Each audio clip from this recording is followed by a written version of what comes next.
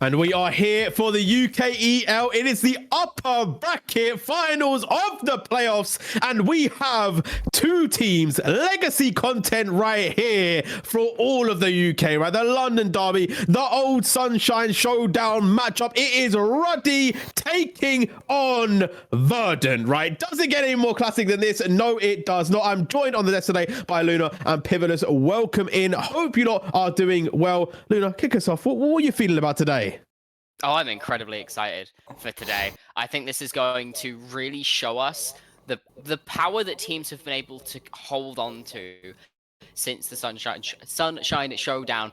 That's a tongue twister when you try and say it fast. And it's really going to give us an insight into how these teams are going to be able to pull forwards and look into the finals, right? It bears worth mentioning, one of these teams isn't going to the finals. It's going to allow us to see the power that the lower bracket are going to have to bring forwards going into that finals matchup. Yeah, and we've obviously already seen quite a few teams play. We've seen teams try and make their way through this bracket, right? We've seen teams progress, as Ruddy and Verdant, as you can see, already make it to the upper bracket finals. They are one step away from the grand finals. If they lose here, though, it's a little bit of a risky road. They will have to go down to face the winner of Paragon versus Belfast, which will be played on the 11th. So, with it being said, let's bring it back to us. That's the stakes, right? Winner, finals, loser, lower bracket. Will they make it to the finals? That question is unknown for another day. But let's have a little look at these two teams, because I feel like if you've watched the UKEL, if you've watched any UK League of Legends, you probably know at least one of these teams. You probably know at least one of these players that are in these teams. They are very, very known. They are very, very old. You know, some would even say we could have run this back 3 years ago, you know, maybe. But either way, let's have a little look at this. Let's get the first team up. Let's bring up Ruddy to the show. Let's look at the roster. Let's talk about the team, because I feel like these lot have been here for a while, Luna. They absolutely have, and they're, as I'm sure a lot of people at home will realize and recognize, a lot of these names are very, very well known. You got Akers, Errol, Crisis, Sin, and Jamsu, all been in the scene for years upon years. And a lot of accolade to their name in a lot of cases. They've all done very, very well. They've all made their way through the system. They have all shown what they can bring to the table. And I don't think it is a stretch to say that they have become somewhat legends among the UK scene. So seeing them here today, it's really going to show a testament to what the old guard has to bring to the table. And they had a really good season so far, right? They absolutely smashed it in the groups. Number one seeded, no contention really. They only lost one game, which was debatable as to, like, you know, whether it was more that they were just complacent and did not play well on the day, or whether it was actually, you know, another team was really showing weakness for them. But that's up for you guys at home to decide. And then they came into playoffs, right? 2-0, pretty simple win against Paragon in terms of numbers, but the actual game itself was not a simple affair, right? It was quite a close series, people. It's like both games, it felt like, were literally 1K apart until the very end. Yeah, absolutely. And this is something what we've seen over the course of the entire split, right? From group stage all the way through to now, from Ruddy in particular. Their early games are not always the cleanest, but their team fighting is immaculate. And it suggests that a lot of this is coming down to these stalwarts of the scene, this veterancy on this roster. The fact that we do have players here with plenty of ERL1 experience. You know, there's a lot of storied players on the side of Ruddy, and it means that push comes to shove, it doesn't matter what you do early game. A lot of the time they can just pull it back. Yeah, they are quite literally the meme. Are you winning? No, don't worry, we scale. Because genuinely, it does feel like that. They've been down quite a lot of gold in some of these games. They just seem to come back in that mid to late game. Their team fighting is immaculate. It is something they should definitely be given their flowers for. However, the early game, as we said, can be a little bit shaky. Now, you know who is good at punishing the early game? Let's bring up the second roster. This is the other team that is taking them on. Bring up Verdant. Let's have a little look at who is in this one, because I feel like Verdant maybe not having the exact magnitude that Ruddy do in those team fights, but have themselves a very solid team as well. We're going to come to you first, Pivotless, to talk about this team. Yeah, absolutely. So as we were speaking about before, some real veterancy on this roster. Beartree, Fuyu, Little Pants, absolute staples of the scene for the longest time, since the time where I was first getting involved, around that 2019-2020 period. These were already players that were well documented within the UK. Now, Refresh and Tofu, slightly newer to the scene, but very much also worthy of the flowers that they're being given over the course of a split. Verdant are considered a top-end team for very good reason. And like we mentioned, if it was any team that's going to punish Ruddy for these early game mistakes, this is the one to do it. Yeah, and I also like the fact that it's not just that they could punish them for the mistakes, but it's also that they may not allow Ruddy back into the game in those later stages, right? Some of the teams, they're just not been around as much. They just don't have that same cohesion. They don't have that same unity as some of these other teams. Whereas this team, they've been around. And not only that, these two teams know each other very well, which adds that extra level, right? You see it time and time again when you go to the big leagues, when two teams have played each other once and again, and they keep going back and forth, and they just know how each other play. They just know how to get the better of each other. And that is what we have today, right? It's absolutely massive. But Luna, we got a lot to talk about, right? I want to start off with actually the head-to-head. I want to bring us in the bot lane, right? We often talk about top laners, we often talk about junglers, because, you know, junglers are amazing. But we talk about the ADCs, but let's talk about the supports for one day, right? Let's have a little look at these two supports. Yeah, I mean, Jamsu and Little Pants have played both with their duos and in general for an incredibly long time, both individually, and they are both known for being very, very good at engage. It was described before the show as unstoppable force meets immovable object, and that's exactly what you see out of these players. Jamsu does tend to take on a bit more of a disengage style from memory, and Little Pants is just very all-out assault. Very, I'm just going to run at you over and over and over and hope and pray that one of these engages stick and you all just vanish from the face of the map. That being said, they can both do both. And that's what makes this matchup so incredibly interesting, is the sheer fact that, frankly, we don't know what's going to happen in this lane. I don't think anybody can predict what's going to happen. All I can say for certain is you're going to see these two butt heads left, right, and center, and one of them's going to come out on top. Probably Little Pants, since his signature pick is Alistair, and he's very good at headbutting. And Pivotless, any thoughts for you on this one? Because obviously, yeah, very well known players, right? Really, really solid supports, very good engaged boards as well. Little Pants, known for some, you know, off-meta stuff as well. The Silas definitely comes to mind for you. Not for you, even Jamsu, more sticking towards it's because Fuyu also played support for Ruddy. This is what I'm talking about these teams. They know way too much. Yeah, Fuyu has to deal with any of these random picks. But Jamsu also very notorious for his Nautilus, right? Whereas not necessarily going off that page as often as maybe we do see from the Verdant roster. Yeah, absolutely. And earlier in the split, we saw in one champ select in particular, Jamsu divert all the way away from these hook supports off the Nautilus onto the Rel. And frankly, well, we were horrified. Jamsu off a hook support.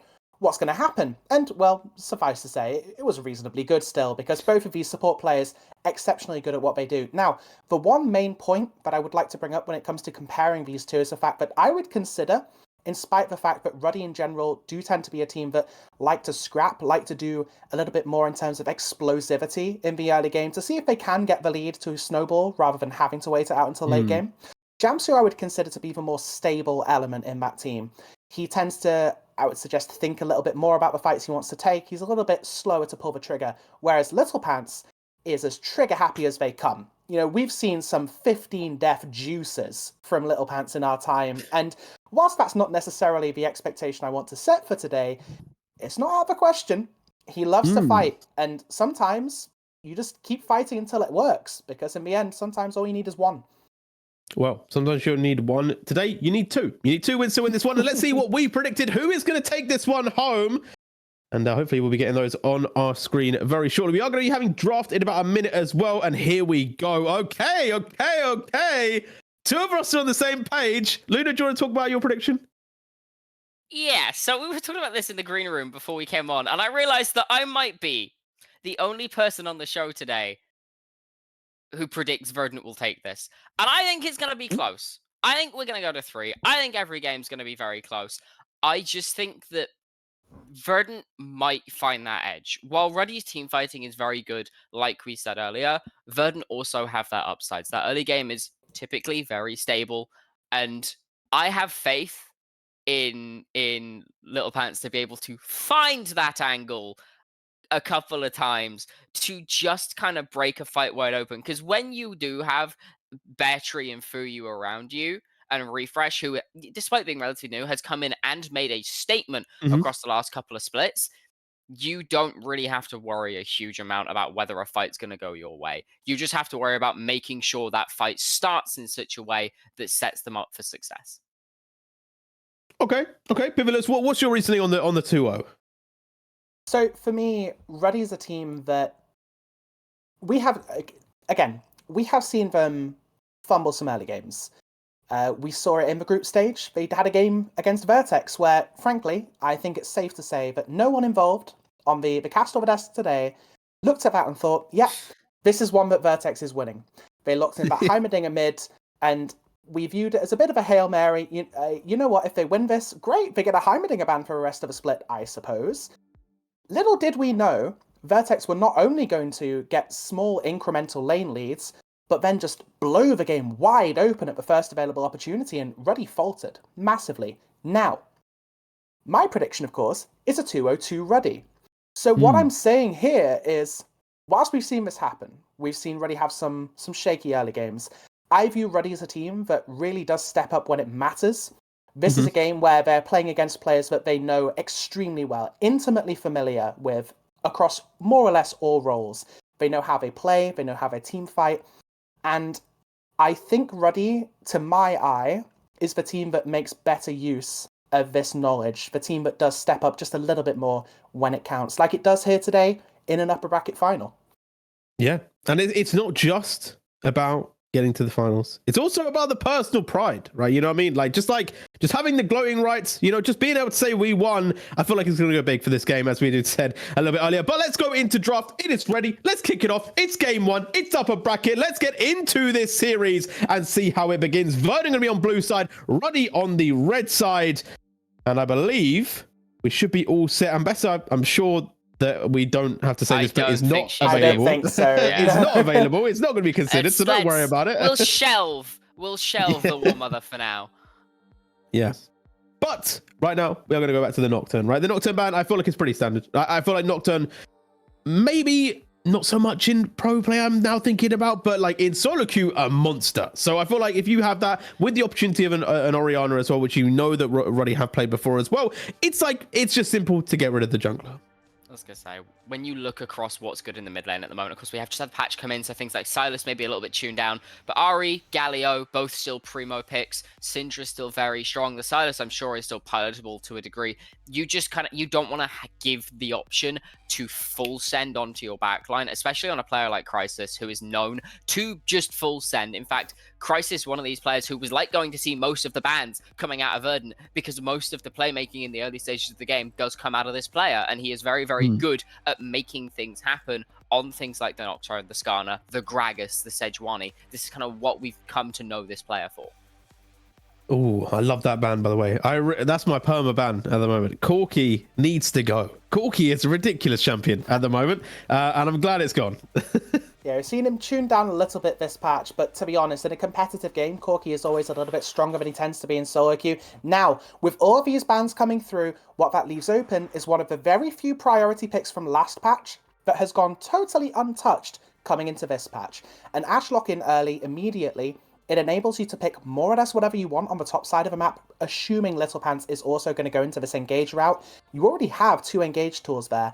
You open up your comp so much. She's so stable, she's so strong, and coming into this patch, we have, of course, had those changes to the Wild Arrows, Yuntal, as an item.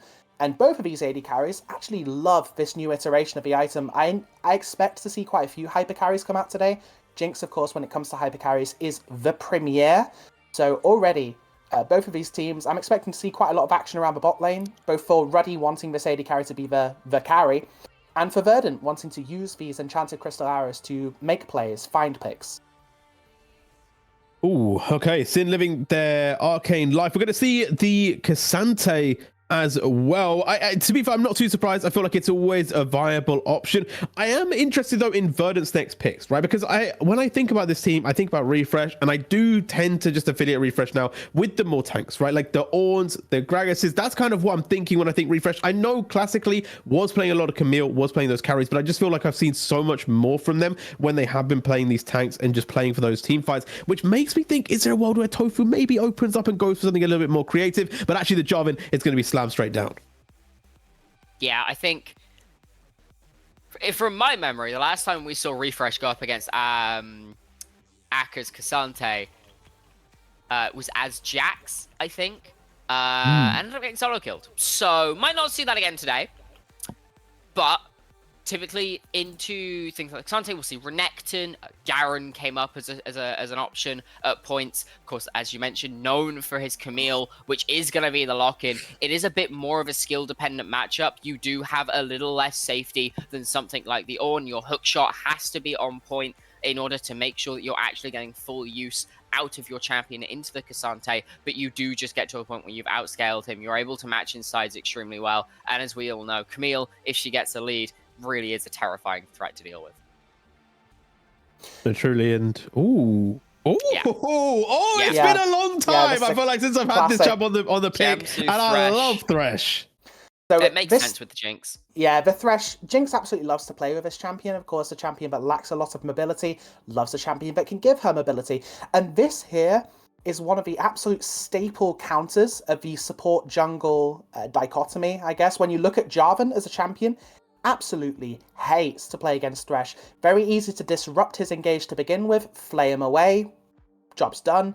But also, if he does commit this Cataclysm onto the Jinx, well, and you're gone. Quick lantern out of there. Now, the Galio being removed on top of that means that they are very aware that this Camille Jarvan combination being given a little bit more oomph, a little bit more power in that top side, more engage, access to the backline, would doom this Jinx's game more or less immediately. So I wouldn't be surprised to see more follow-up engage taken away. It's also worth keeping in mind, right, that this Thresh, fantastic into the Alistar, something we mentioned earlier, is an absolute Little Pants staple. So almost a soft Alistar ban there as well, means that they don't necessarily have to remove it, but who knows? We've seen Little Pants pick bad matchups for himself in the past, just thinking that he can skill diff it anyway, just play for the hands gap. I have to ask, do we see Little Pants set again today? Ooh, I'll be honest, I'm not big on it in this matchup. I'll keep it a buck with you. I think set into Jinx Thresh is scary. And I say that with my big old 500,000 mastery on set. I love that champion to death, but if I'm looking at this, you'd be very happy to play it into Cassante, but I don't think that this is Little Pants Camille. I was going to say, but imagine, if you will, You know what? throwing a Cassante into the enemy team. Oh, it's fantastic. Like, so the main issue here, right, is for champions like Set and Alistar almost, you can kind of look at them through the same lens here. Thresh in general, very, very good at answering these melee champions that have to walk towards you to engage. I'll put a stop on that as Lee Sin gets locked in. Ooh, Crisis! Okay, been played before. They're bringing it back again. You know, did get them a win, and it was the more secure game that they won as well. Crisis obviously does like a little bit of an early game, but immediately, big known for Hecarim, not seen it out in a while. But at the moment, the Lee Sin there going to come through. I like it a lot, right? It kind of gives that extra level of anti-engage as well, keep that Jinx alive. However, things that will not keep the Jinx alive would be picking away. There is not much stopping that really long-range Severing Bolt. I'm kind of concerned taking the Hui here.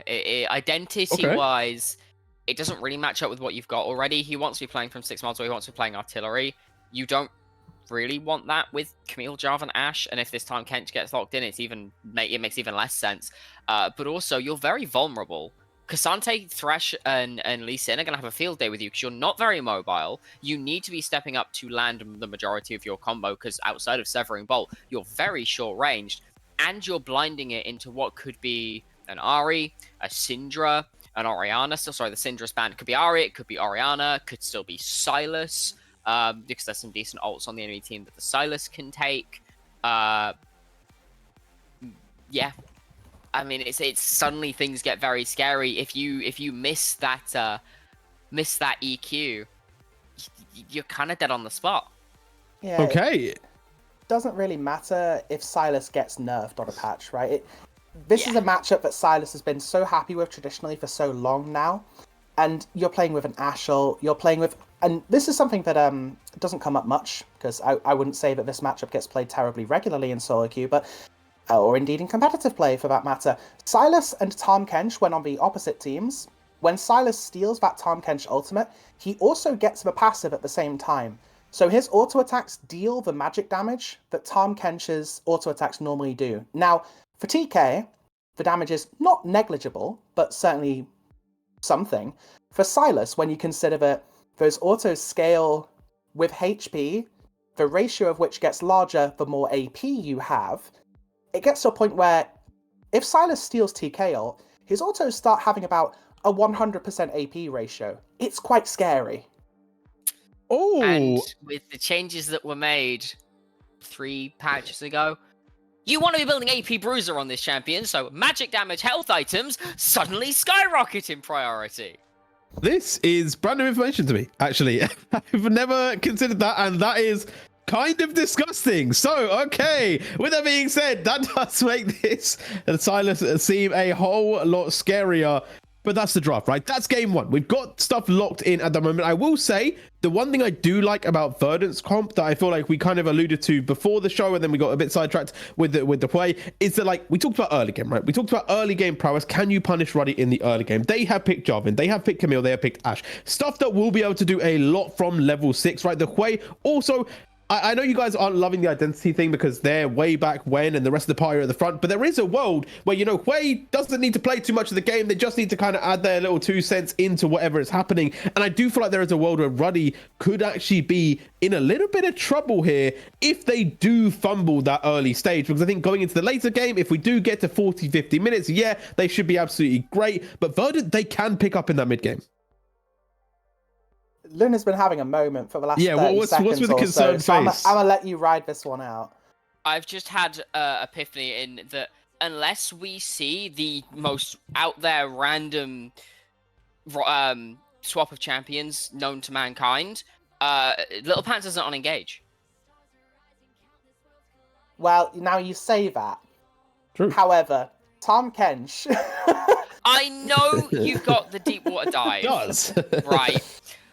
But you are not playing to engage in this game because you need to be dead on top of your carries. That Devour should never be going on an enemy. In fact, it should only ever be on Ashe or Hwei if Lee Sin or Silas find a flank. You never want to be in a position to be able to engage, which is wild, considering our entire pre-show was about the head-to-head of these supports and how they both like to engage. We've suddenly had the Unstoppable Force versus Immovable Object flipped on its head, and now it's the Immovable Object versus the Unstoppable Force, which is wild to me. I'm not gonna lie. But kind of going back to what you were saying, yeah, I think if there is any comp that is going to punish the early game of Ruddy, it is this one. Though I do have the slight concern of you're trying to punish a Lee Sin in the early game, who's kind of known for being an early game champion. That's where the worry lies. Crisis has shown to himself to be very mechanically gifted on champions like Lee Sin, and it's already a decent matchup into the Jarvan. So I'm a little concerned. It's worth drawing attention to as well in this top lane matchup. Before this most recent Cassante rework, this is one that Camille tended to win pretty hard right from the off. First few levels, she could already start pushing Cassante around, whereas the state of Camille right now and the state of Cassante after this most recent rework leads you to a point where actually, in this early game, Cassante tends to win this until Camille gets to around about 2 items even. Level 6, Cassante has tremendous kill pressure onto Camille. She can't touch that ult button aggressively unless Cassante takes a series of very poor trades. So this is, when we consider Ruddy versus Verdant and how these teams tend to play stylistically, the fact that Ruddy does tend to play more in towards their late game and Verdant should be reasonably happy punishing them in the early. In reality, when we look at the Cassante-Camille matchup where it tends to be Verdant have scaling edge, the Lee Sin-Jarvan matchup where both champions are reasonably good early, but in terms of outright skirmishes, Jarvan usually has scaling edge in terms of usefulness, but Lee Sin normally has the better early game, particularly around 2v2 setups. So, whilst Ruddy, we talk about normally being the weaker team in the early game, I actually think they have the tools to do a bit more in the early game than Verdant do here. I think they heard us and said, hold my beer. I'm not going to lie to you. No, you're getting baited. They're going to throw the early game, right? They're going to come back in the mid game and then they're going to win it, right? Like, they might have the opportunity. Doesn't mean they're going to use them. We'll have to still, the core is out on that one. I don't believe until I see it, right? However, what I will say though, is I'm imagining a split map here, right? I'm imagining Ruddy play for that bot side. They play towards Sin. They play towards Jamsu. They bring Crisis down. And then I see it on the flip side for Verdant. I see Verdant playing for Refresh now because I feel like Refresh, as we've talked about, has classically played a lot of tanks, right? if you're now wanting them to be on a carry, to play into Akka, so we know they've matched up again a few times, and it hasn't necessarily been the best time for Refresh, right? I feel like this is them saying, look, we are going to get this Camille strong. We are going to play for this aggressiveness, and then we're going to kill the Jinx later on when there's nothing you can do about it. Yeah, you did just get the cogs in my brain worrying, though, in that you have 2 side lanes to play for as Verdant. You have no side lanes to play for as Ruddy. You're putting all your pressure into the mid lane. This Sylas is what you need to get a lead and then rotate into the sides, whereas for Verdant, you need both of these side laners ahead to really have them really get rolling. Okay. All right. Well, with that being said, that's it. We're ready for game 1. It's time to kick it off. The upper bracket finals is here. Ruddy versus Verdant. A matchup you very much know, but who you don't know is the casters. Let's introduce them. It is time to bring in Drake and Shibby to take us through this series. Thank you for that introduction, Jay Real, and I am on my own right now, at least. My other American brethren will be joining me shortly on the screen, I'm sure. But Shibby, I'm sure we can all hear you. How you doing? How you feeling ahead of this series? I'm in the ether. Hello. Guys, I'm I can speaking hear from you. the beyond. I'm speaking from the beyond right now. Maybe I'm Ruddy's conscious. There we Maybe go, I'm there we Verdant's go. conscious. I'm back in. Had to reconnect to the video ninja, but yeah, I mean, no one can do it like J-Real, right? A fantastic introduction, fantastic match that we've got here for these two teams, and yeah, I'm kind of a little with the desk. I'm a little disappointed. We have Tom Kench versus Thresh, two like peel-centric supports. Obviously, you have opportunities to be a little flashy on the Thresh here, right? Denying some of these engages with the Flay, hitting some massive hooks. The onus is on Jamsu here, as Tom Kench's job is just to keep their ADC safe and make sure that if any danger comes, that if any sort of ability lands or some big ultimate, that they'll scoop them right back in and put them back into the fight. That's going to be the key for this Tom Kench team here, and I'm excited. I still think it's going to be a good support match. It's just not going to be what we expected, at least in round 1. Yeah, and I mean, we don't have to look at the support for the hype, right? We already have the Sylas on our screen that's going to be absolutely OP with the Tom Kench ult that we were hearing about. And obviously looking towards the jungle, we have Crisis and Tofu on 2 massive engaged champions, and these junglers really like to get frisky with it. So we have the makings of a banger series here between Verdant and Ruddy. It is a best of 3, guys, so keep that in mind. Whatever happens this game, there is time to improve on things and move on in the draft. But for now, it looks like these two teams want to get this game started off with a bang. Yeah, and they're not going to know anything right now, as potentially Verdant are going to run into Ruddy here, or are they just going to absolutely take similar paths, put wards down, and then meet somewhere at this riverside? You have to watch that top river where Akers is, because he might be able to spot them out here. If I'm going to say level 1, though, I think I give it to Ruddy just because of Jinx and Sylas and Lee Sin. I feel like Verdant's level 1 is not amazing. And I don't think it's going to be ships passing in the night here, Shivy. I think we're going to have an all-out 5v5. Jamsu moving in. They have it blind, but they might be able to find the hook. They get it onto Fuyu, but it won't really amount to anything. Jamsu getting quite low and might just get sacrificed for the greater good. Refresh looking for that last auto attack. Should be able to get the Thresh in the end. First blood going the way of Verdant. Ruddy with the tails between the legs, and that's a way to start off this series. I'm a little confused, because I think if they just kind of fist fought there, 5v5, Ruddy probably would have won there, but only Jamsu was really in that fight. Everybody else was kind of hesitant to get in. It's a level 1 Jarvan, right? He starts E, he starts flag. It's not the biggest thing in the world here. But Verdant end up taking that, and a kill going over to Refresh's Camille specifically is going to make that lane that much harder. Has not been able to back, hasn't been able to cash out that gold yet. No summoners were used by either team, though. So overall, not the most insane level 1, but still very head scratch.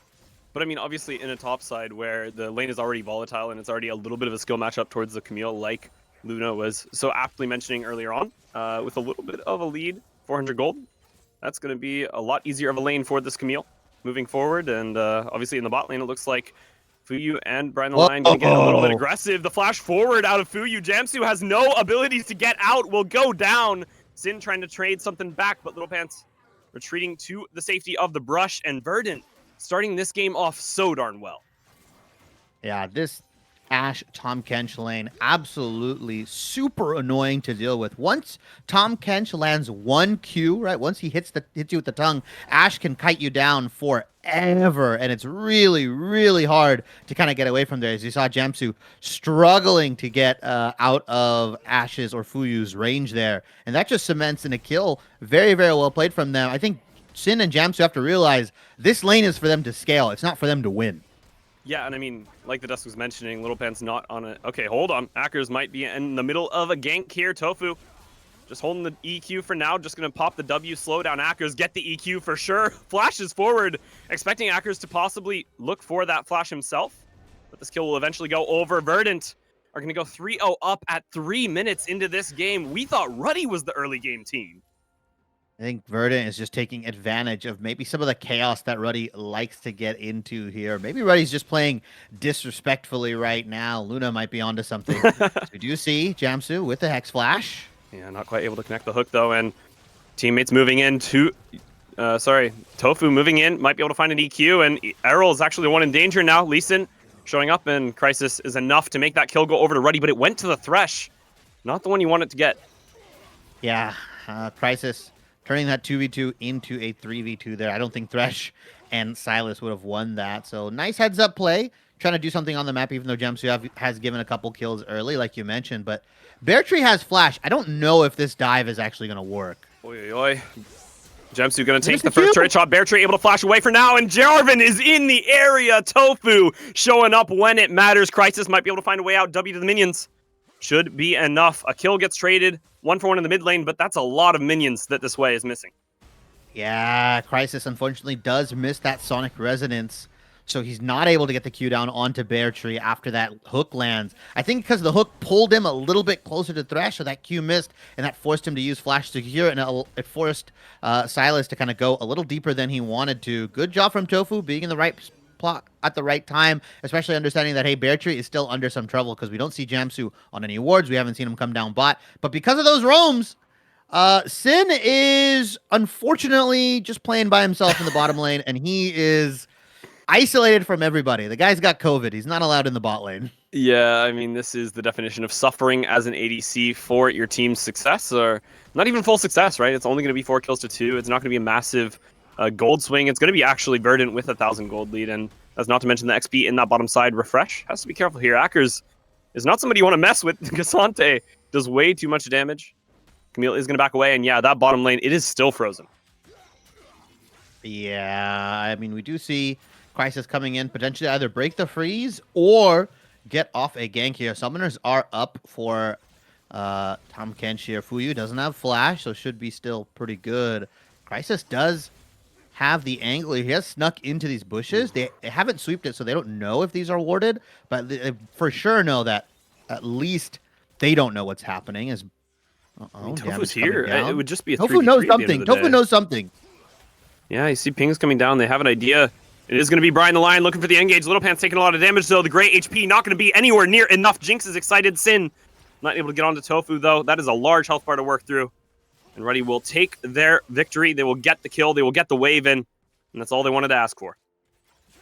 Yeah, Tofu had the right read, or the right call at least. He just didn't know how close Crisis was. And him being right there, able to burst down Tom Kench very, very easily. Unfortunately, Little Pants none the wiser and gets absolutely shredded. A kill going on to Crisis, 2-1 on this Lee Sin, as he's just kind of making his way across the map right now, prioritizing those grubs, interestingly enough, instead of going for the dragon. Is Jamsu?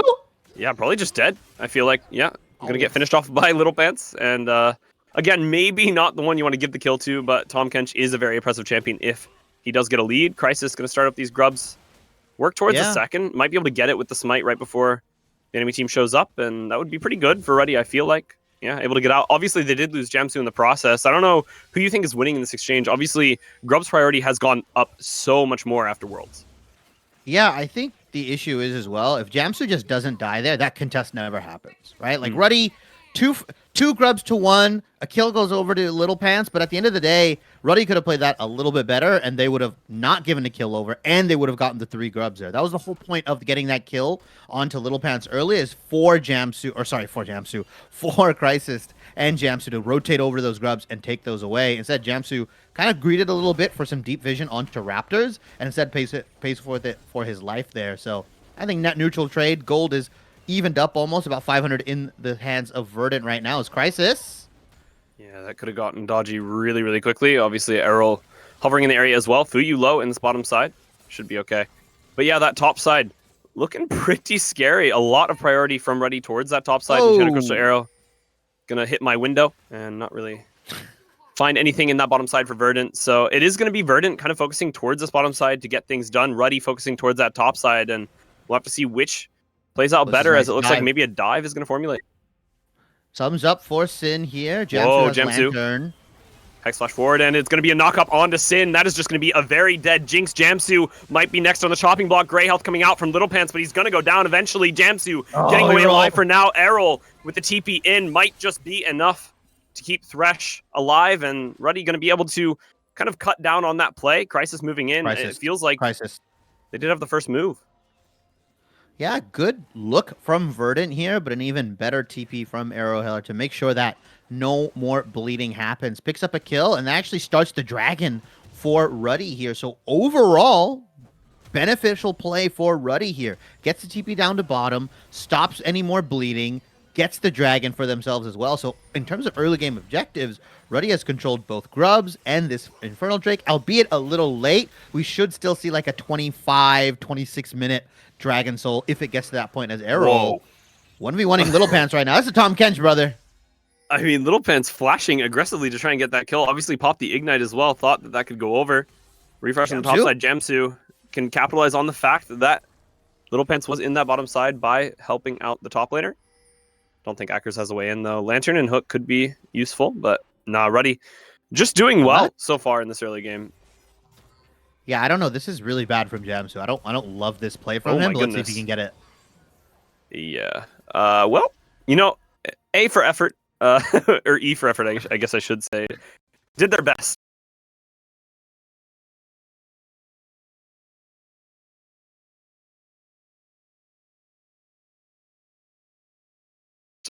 Hello? Okay, oh, we're so back. it's not just we're me, live. right? We are here. Okay. Yeah. But I was going to say, I mean, Ruddy, known for being so sporadic in the early game, and Verdant known for being a little bit more of that cool, calm, and collected team. It has just been an absolute fist fight. Ruddy are in trouble now. Akers might get caught by the EQ from J4, and actually able to do a little bit of a Cassante moment. W ult away, and Akers walks out alive somehow. Yeah, lives the pressure from both Tofu and Refresh. There is another arrow. Narrowly missed. Oh, actually didn't miss. It hit Jamsu. It did, and Jamsu losing about half of their HP for that.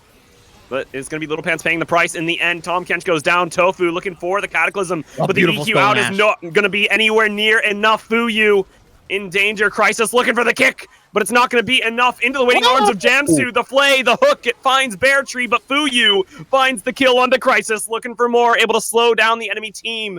But you have to respect Errol and the ability of Cassante Silas to turn. I don't even know who won out in that team fight. Ooh, 1-for-1 trade overall here. As maybe Jamsu's going to look for another. Oh, you're dead, buddy.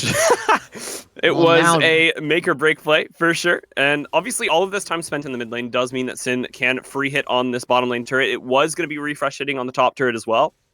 And it looks like pretty even trade of plates and pretty even trade of kills. It was Verdant walking away with that one extra in the end, though. Yeah. I was going to say it was even until Jamsu went for another play here. But Jamsu just one of those kind of players, right? He's always going to look for something. He's always going to try to find that high risk, high reward play here. Is now the second set of grubs is started. Crisis and Jamsu are here. Let's see if they can contest. Is Bear Tree's just going to solo kill Sin? Just do him like that, I guess. Bear Tree doesn't have TP, though, so can't make it over towards these grubs, and that means that Crisis can move in. Ruddy can claim one, perhaps, and it'll be a handshake 3 for 3. 9 kills to 6. It is still going to be Verdant a little bit in that gold lead. Okay, Little Pants has to be careful. I don't think Crisis can do too much. Yeah, there you go. But either way, it is Ruddy claiming one back. And the thing we need to watch out for as we get a little bit later into the game here, into the mid game, is that Crisis has the ability to insect potentially 2 people, right? Yeah. If Little Pants ends up eating somebody like BO3, somebody like Fuyu, there is a real world where Crisis can land a dragon kick onto that member, insect them both in their team, and they're dead, right? That's why Lee Sin famously picked into Tahm Kench here. But Crisis right now, putting on a clinic, I feel like, on this Lee Sin has been kind of carrying the early game load. As I say that, I'm so sorry you missed the Sonic resident. Oh, and Enchanted Crystal Arrow actually stalling the dive, and it's all up to Crisis, but think he can manage. Ends up getting the kill onto Refresh, even though the arrow did hit. And once again, Crisis making a play on this map, making things happen for Ruddy, and looking so dang good on this 4-1-2 Lee Sin. Yeah, he's matching Tofu pressure for pressure right now. Both have that 6 KP. And honestly, the really scary thing here is Fuyu, right? He's gotten those early kills down in that bottom lane, right? Onto Jamsu. He picked up a kill in the mid lane. Like, this Ashe, obviously not known for doing a ton of damage, but when you're on Kraken Slayer, you know, when you're on potentially working towards your second item, you're going to start ripping through some of these members here. If it's not Hackers, you're going to have an easy time shredding through these players. It's Errol, 1v2. Yeah, speaking of shredding through people, it is just going to be Errol caught in the 1v2 and absolutely deleted. BO3 did get extremely low from that, but will be relatively okay walking away. Kill picked up for Verdant, and W to the lantern? No. And something I was going to ask Shivy. Obviously, earlier, J-Real was mentioning that Verdant do have a little bit of a better mid-game team composition. Ruddy, obviously, once it gets later, can capitalize on these team fights because it starts to matter a little bit less who's ahead. Do you feel like Verdant have the makings of finding that success in the mid-game with how the game has gone so far? I mean, yeah, Fuyu and BO3 on Hoi and Ashe, one of those duos that can kind of just take over the mid game, like we mentioned. You already see how much damage BO3 is doing with just one Blackfire Torch. Once he builds that second item, once he starts getting to these maybe second, third dragon fights, it can be really rough for players like Errol, players like Sin to actually get in and do damage.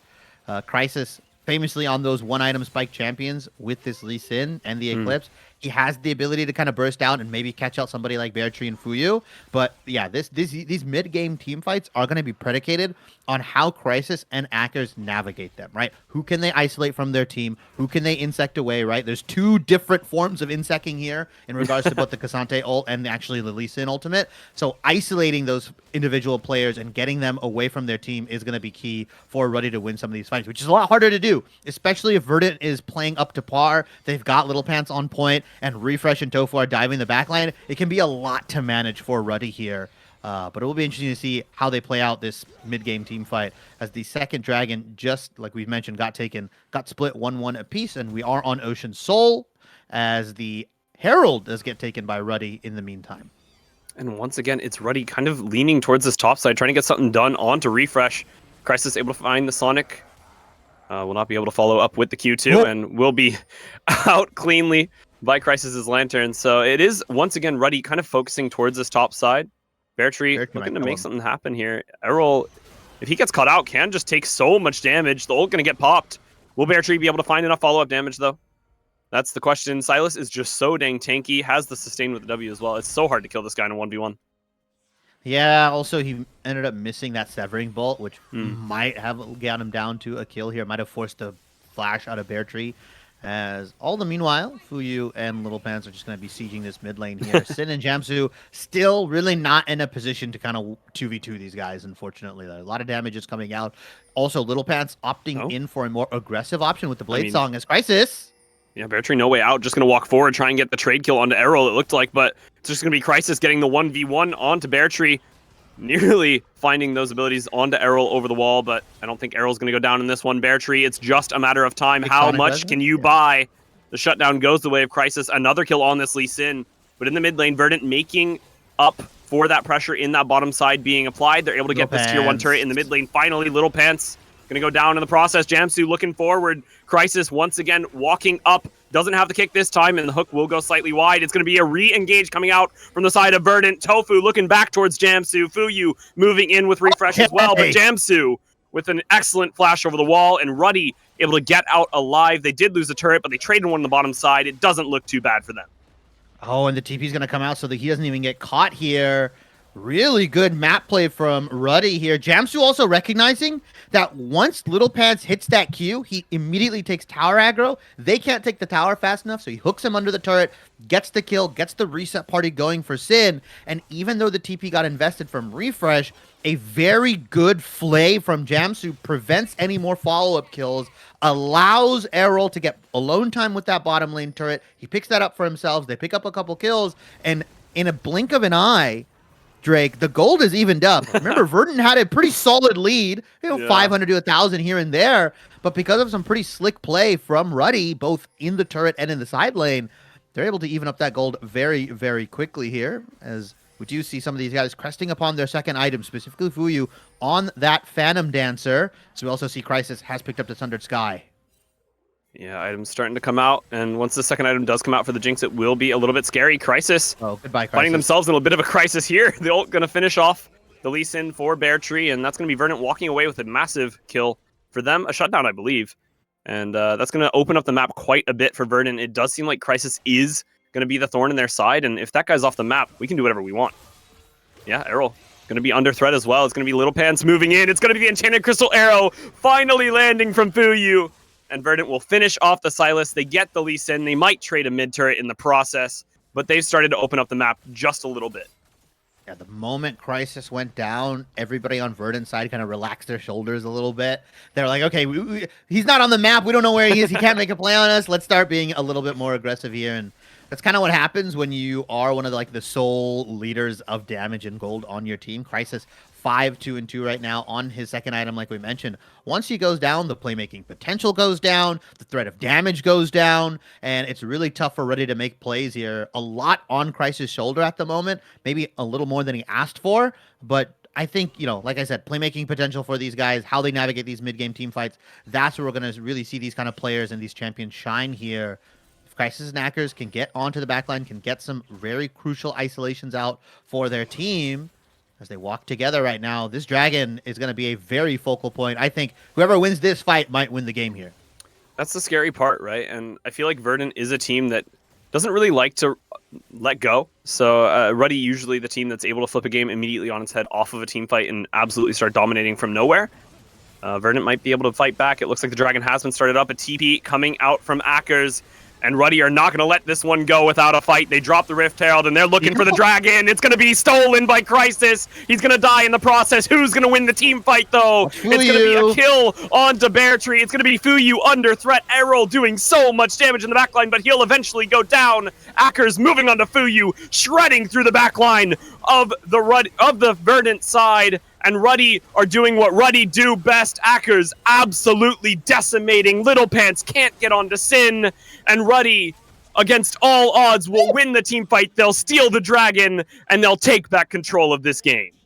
And some big kills going over to Sin's pocket there, right? Was only at 1 kill prior to this. I believe picked up 3. Very, very well played from Ruddy. Even with Crisis going down, the guy didn't get to use his ultimate. Dragon's Rage was not available for that fight. It was effectively a 4v5 for Ruddy there, but beautiful positioning, beautiful dive going on from both Ackers and Errol just allows Sin to hammer autos away consistently, builds up the lethal tempo, builds up the damage, and then starts resetting onto the fight here.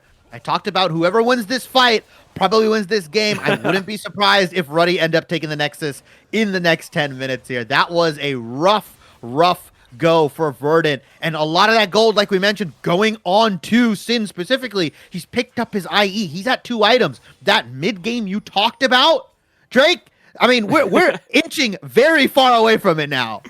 Yeah, like the Pirates of the Caribbean, you wanted a nightmare or something like that. You're in it. Yeah, definitely not looking too great for the side of Verdant now. Ruddy starting to show signs of life in this mid-game. It's going to be Camille ulting into the backline, though, trying to get a pick on a Sin. Just kind of dying in a 1v4 scenario. Little Pants not able to save the Camille, not even able to save themselves, and it's going to be Ruddy picking up 2 kills for free, essentially donated, and moving over towards the Baron. As you mentioned, this game has flipped entirely towards Ruddy's side. All right, Refresh, check your PayPal. We appreciate it, buddy. I know J-Real is on that $20 PayPal. As the Baron does go down here, Refresh and Little Pants are down, and Bear Tree and the rest of the gang are trying to contest it. You're just going to give more gold away. It's a 3v5 at best. I like what Fuyu is doing. He's just trying to get gold on the map right now. He's like, screw it, we can't contest the Baron. I'm going to get mid-tier 2. I'm trying to get as much gold as I can in my pocket so we can potentially win the ensuing sieges, the ensuing fights here. But I don't think he's going to get out. Jamsu and Errol are on the hunt right now. Oh. As... They lost the blood trail. Yeah. I thought they were gonna go and get for him, but the moment the lantern came in, Errol was like, "Yeah, I don't want to chase anymore. Now. I'm good." He got tired. I mean, fair enough. You don't need to overchase in this position, right? Ruddy have reclaimed complete control over this game. Verdant, we're trading blow for the first at least 15 minutes, and it looked so dang good. Oh, it might look good again. Crisis might get caught by the Enchanted Crystal Arrow for now, and it's going to be Little Pants appearing at the perfect time to keep Crisis CC locked. It's going to be a kill picked up again by Verdant. They remove one of those Baron buffs, but, I mean, you have so many to deal with at this point. And look at Akers in the top side, dutifully pushing into the tier 2 here. He's probably not going to get it, but he's going to definitely get some pressure here, allow 3 members to answer him. And Akers, I don't know about that E forward, but you should be okay. Might have a bit of a Cassante moment. We'll have to wait and see. Refresh moving in. I mean, this is quite the collapse for the top laner of Ruddy.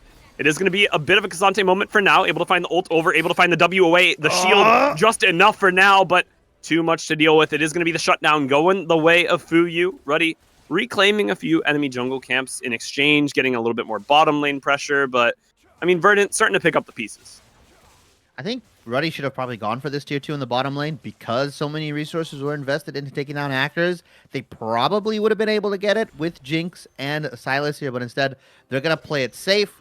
I believe Sin pretty much had an item there, is working towards what I believe is going to be that Lord Dominic's or even Mortal Reminder, most likely Lord Dominic's here.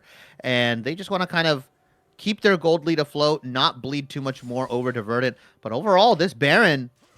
I'm going to be real, completely useless, man. Like, this Baron did not get much done on the map. It might have actually hurt Ruddy more than it helped here. Yeah, often called the Baron power play. This was the Baron loss of power play for sure. Ruddy obviously looking strong once they got it and ahead of getting it, but just kind of fell apart at the seams. And this is what we see from Ruddy so often.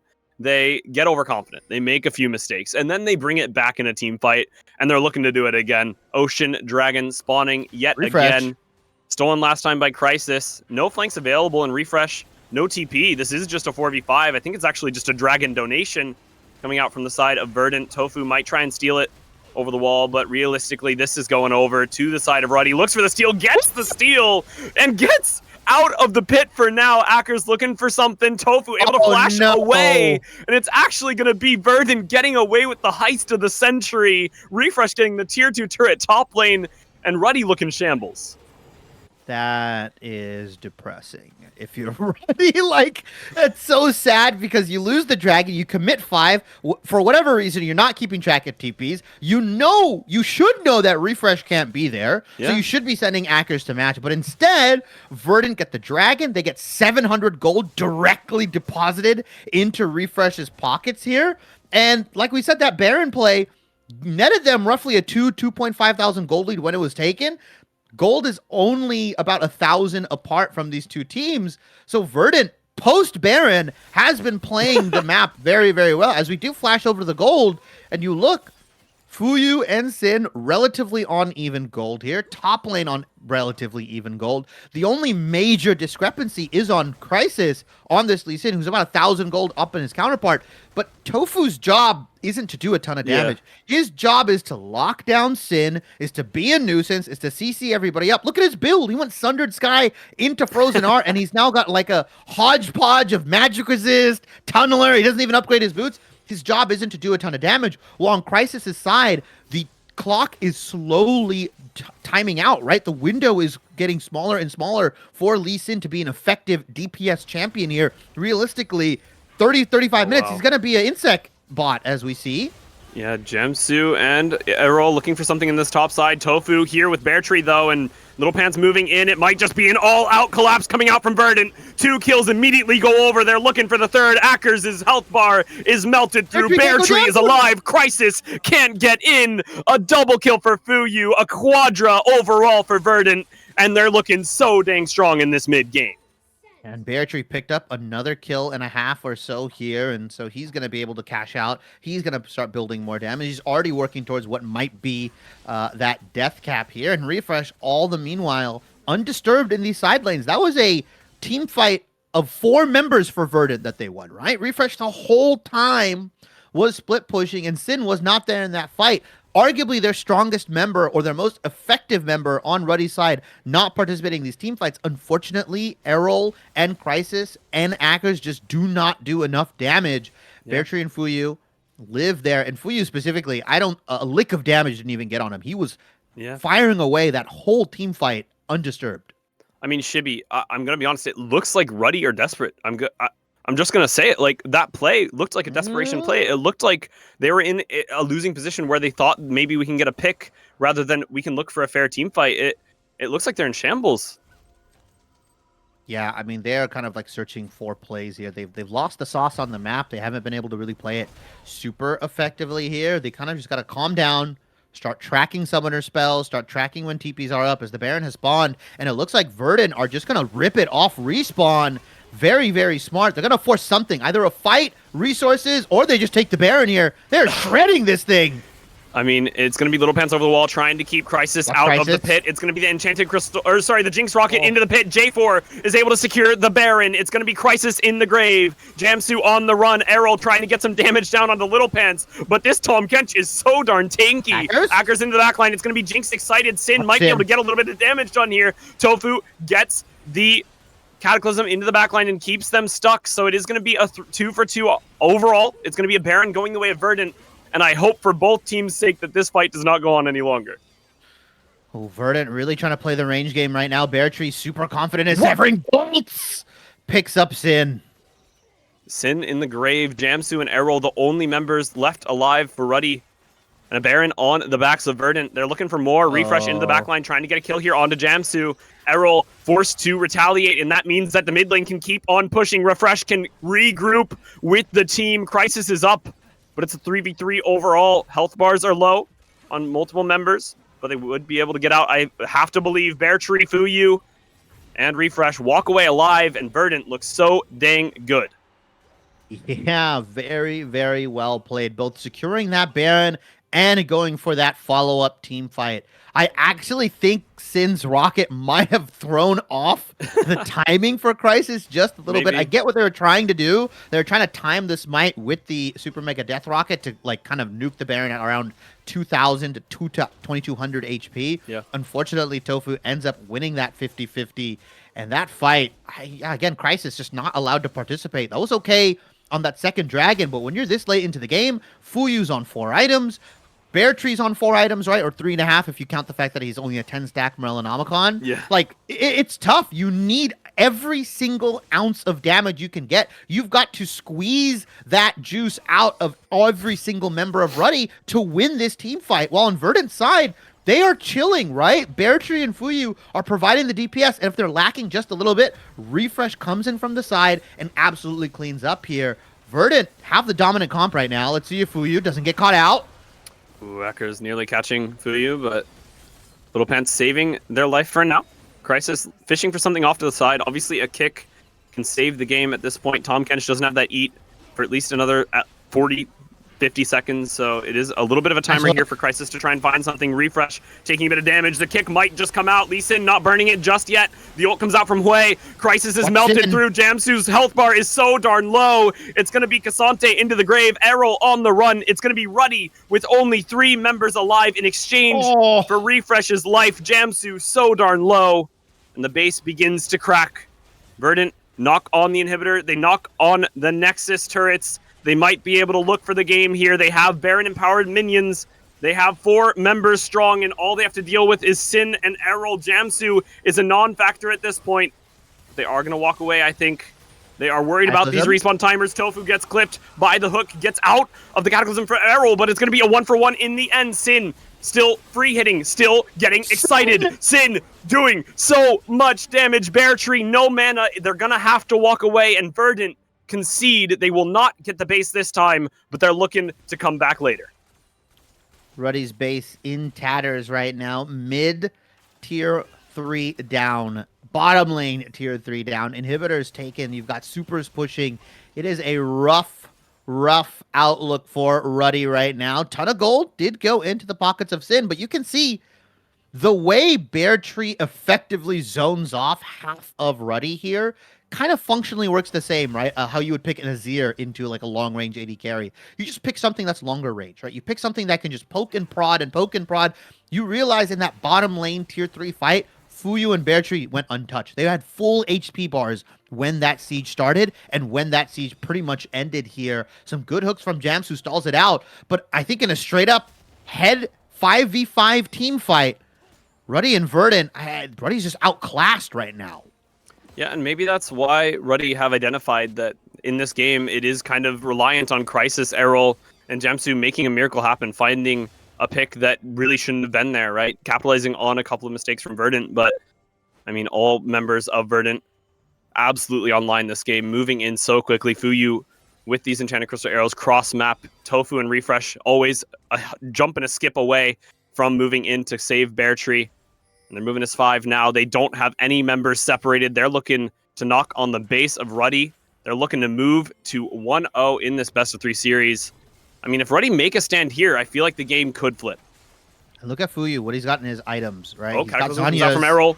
Fuyu stuck in stasis, stuck in the Cataclysm, but is going to get saved by Little Pants, and that opens a window for Verdant to absolutely decimate the side of Ruddy. It's a clean 3 kills picked up by Bear Tree. It's a massive massacre for the side of Verdant, and they claim Ruddy's lives. They pick up 5. They look to go 1-0 up in this series, and there's no one to hold them from claiming that. They're going to pick up the the Nexus turret. They're going to pick up the Nexus, and Verdant are going to pick up 1 win in this best-of-3 series. And that combo from Verdant, right? The spiraling cataclysm of despair there. Absolutely lethal. We've had the hot pot combo with Rumble and J4. What do we call the Hui J4 ult combo, right? Van Gogh? Is that what it is? Because that was bloody, baby. That was absolutely lethal from Verdant there. And that's the team fight that they kind of like were fishing for consistently. Cataclysm into Hui ultimate, and you are all donezo. Unfortunately, Sin couldn't get out, and the rest of Ruddy lose that team fight in the blink of an eye there. I was wrong. The person who won that dragon fight actually ended up losing the game here. What looked good for Ruddy, right? They took that Baron. They just didn't do anything else with it, right? Multiple members got caught out in side lanes. We talked about Akers getting caught in the top side. Crisis got caught in that bottom side jungle. Was not expecting 4 members of Verdant to be there, rightfully so. And that kind of just stopped the engage a little, or stopped the siege a little, because you have to wait for your members to come back up to effectively start the Baron siege. Unfortunately, they just never got any towers out of it. They could never do anything about it, and they lost their opportunity to propel themselves in a gold lead to where they could just smack Verdant with the wallet. When it came down to it, they were only 1,000 gold apart, and in that case, Verdant, with their composition, with the Ashe, with the Hui, and their ability to kind of just play the range leashing game, Ruddy had to look for some impossible plays. And shout out to Crisis, he was trying. They were just on point. They just found him out every single time.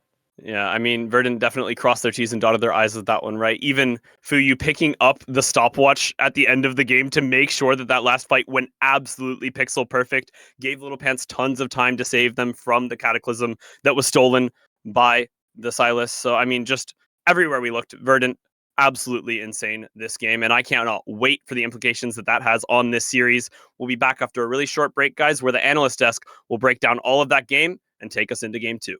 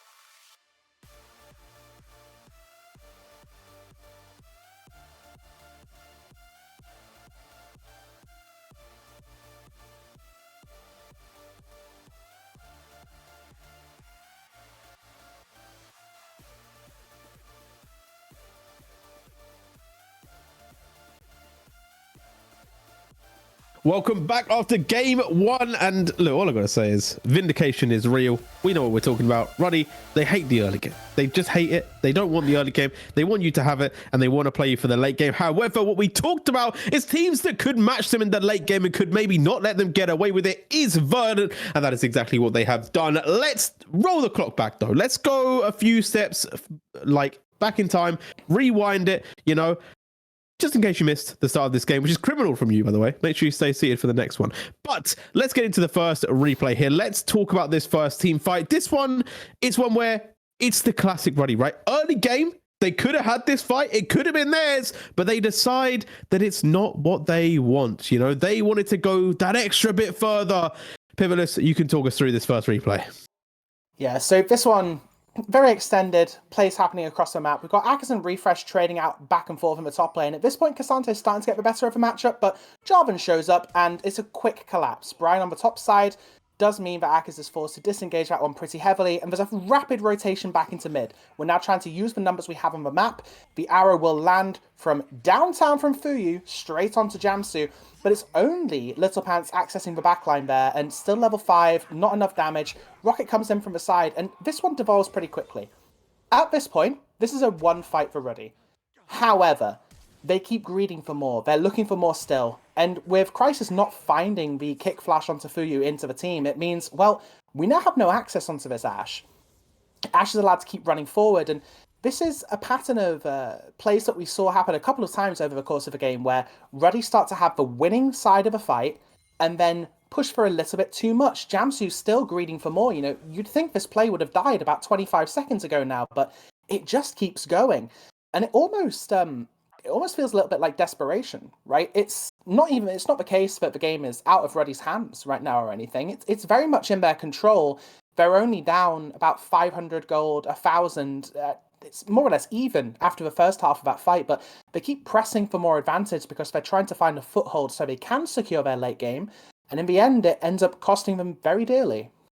Yeah, and it's something we talked about, right? Ruddy not showing enough respect, going too far. You know, it does give that energy of, I'm just better, so I'll probably make this play work for me. And it didn't work out for them. And then it started to make it a little bit more tricky going into some later stages. However, they did bring it back, right? We talk about the mid game, we talk about the late game of Ruddy a lot. Let's bring in the second clip because they definitely brought the game back into their own control, right? There were parts where Ruddy were very, very ominous in this game. And you know what? Verdant had to really scrap this one back because of moments like this where Ruddy took complete control. Let's run the second VT.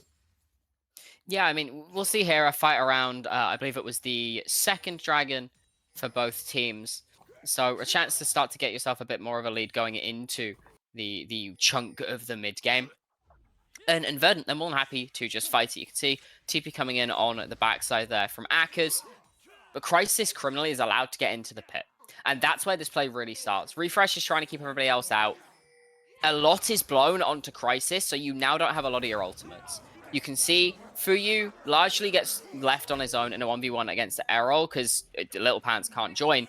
And while winning that, you're then left on your own against Akers. And Fuyu is a lot of your damage at this point in the fight because Battery's already gone down, and as has Tofu.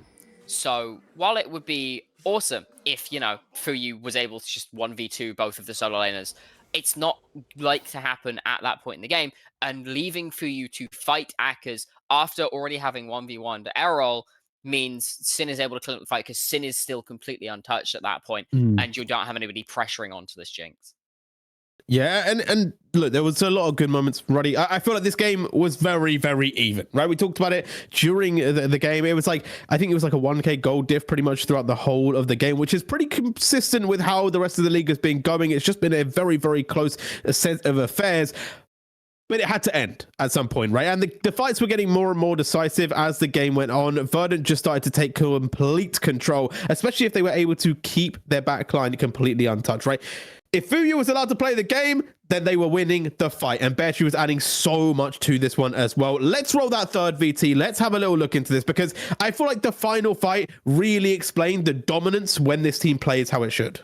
Yeah, we see over the course of this game a lot of fantastic play from Fuyu, and this really intelligent buy here. We go back to League of Stopwatches. Well, Fuyu's still feeling it with their arm guard purchase, and Well, what that leaves is a huge spiraling despair landing onto the rest of the team, because after all of these tools are committed onto Fuyu, immediately BO3 is opened up to carry the rest of the fight. And we talk a lot about Fuyu. I think Fuyu had a phenomenal game here, start to finish. But BO3 had some really clutch moments. A lot of times in these fights where Fuyu isn't able to get out as much damage as you'd like, but it doesn't matter. BO3's movement, not to use the the faker meme, but micro movements within these fights, but really phenomenal. Able to consistently just edge out fights where you would assume right from the start he should be dead. So in the end, yeah, I mean, Spiraling Despair tidies this one up, and it's just the damage of that Hui in the late game against a comp that doesn't have that many tools to access that backline. Thresh, very good at hitting what's right in front of him. Lee Sin, very good at hitting what's right in front of him. Kasante, fantastic peeler, but when it comes to accessing the backline, well, you don't have a great deal going for you other than Silas nabbing the Cataclysm and sending a Hail Mary.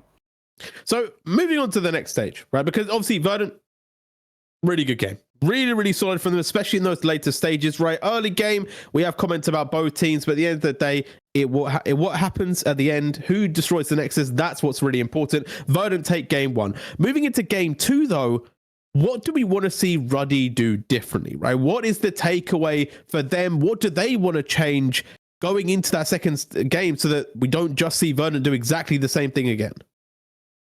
Shut down onto Fuyu and BO3. I think it's no secret that for me, Fuyu was the player of that game. He had so much space, so much damage, played the game out so incredibly well to allow for the team to get the lead that they did and secure the game back in their favor on so many occasions.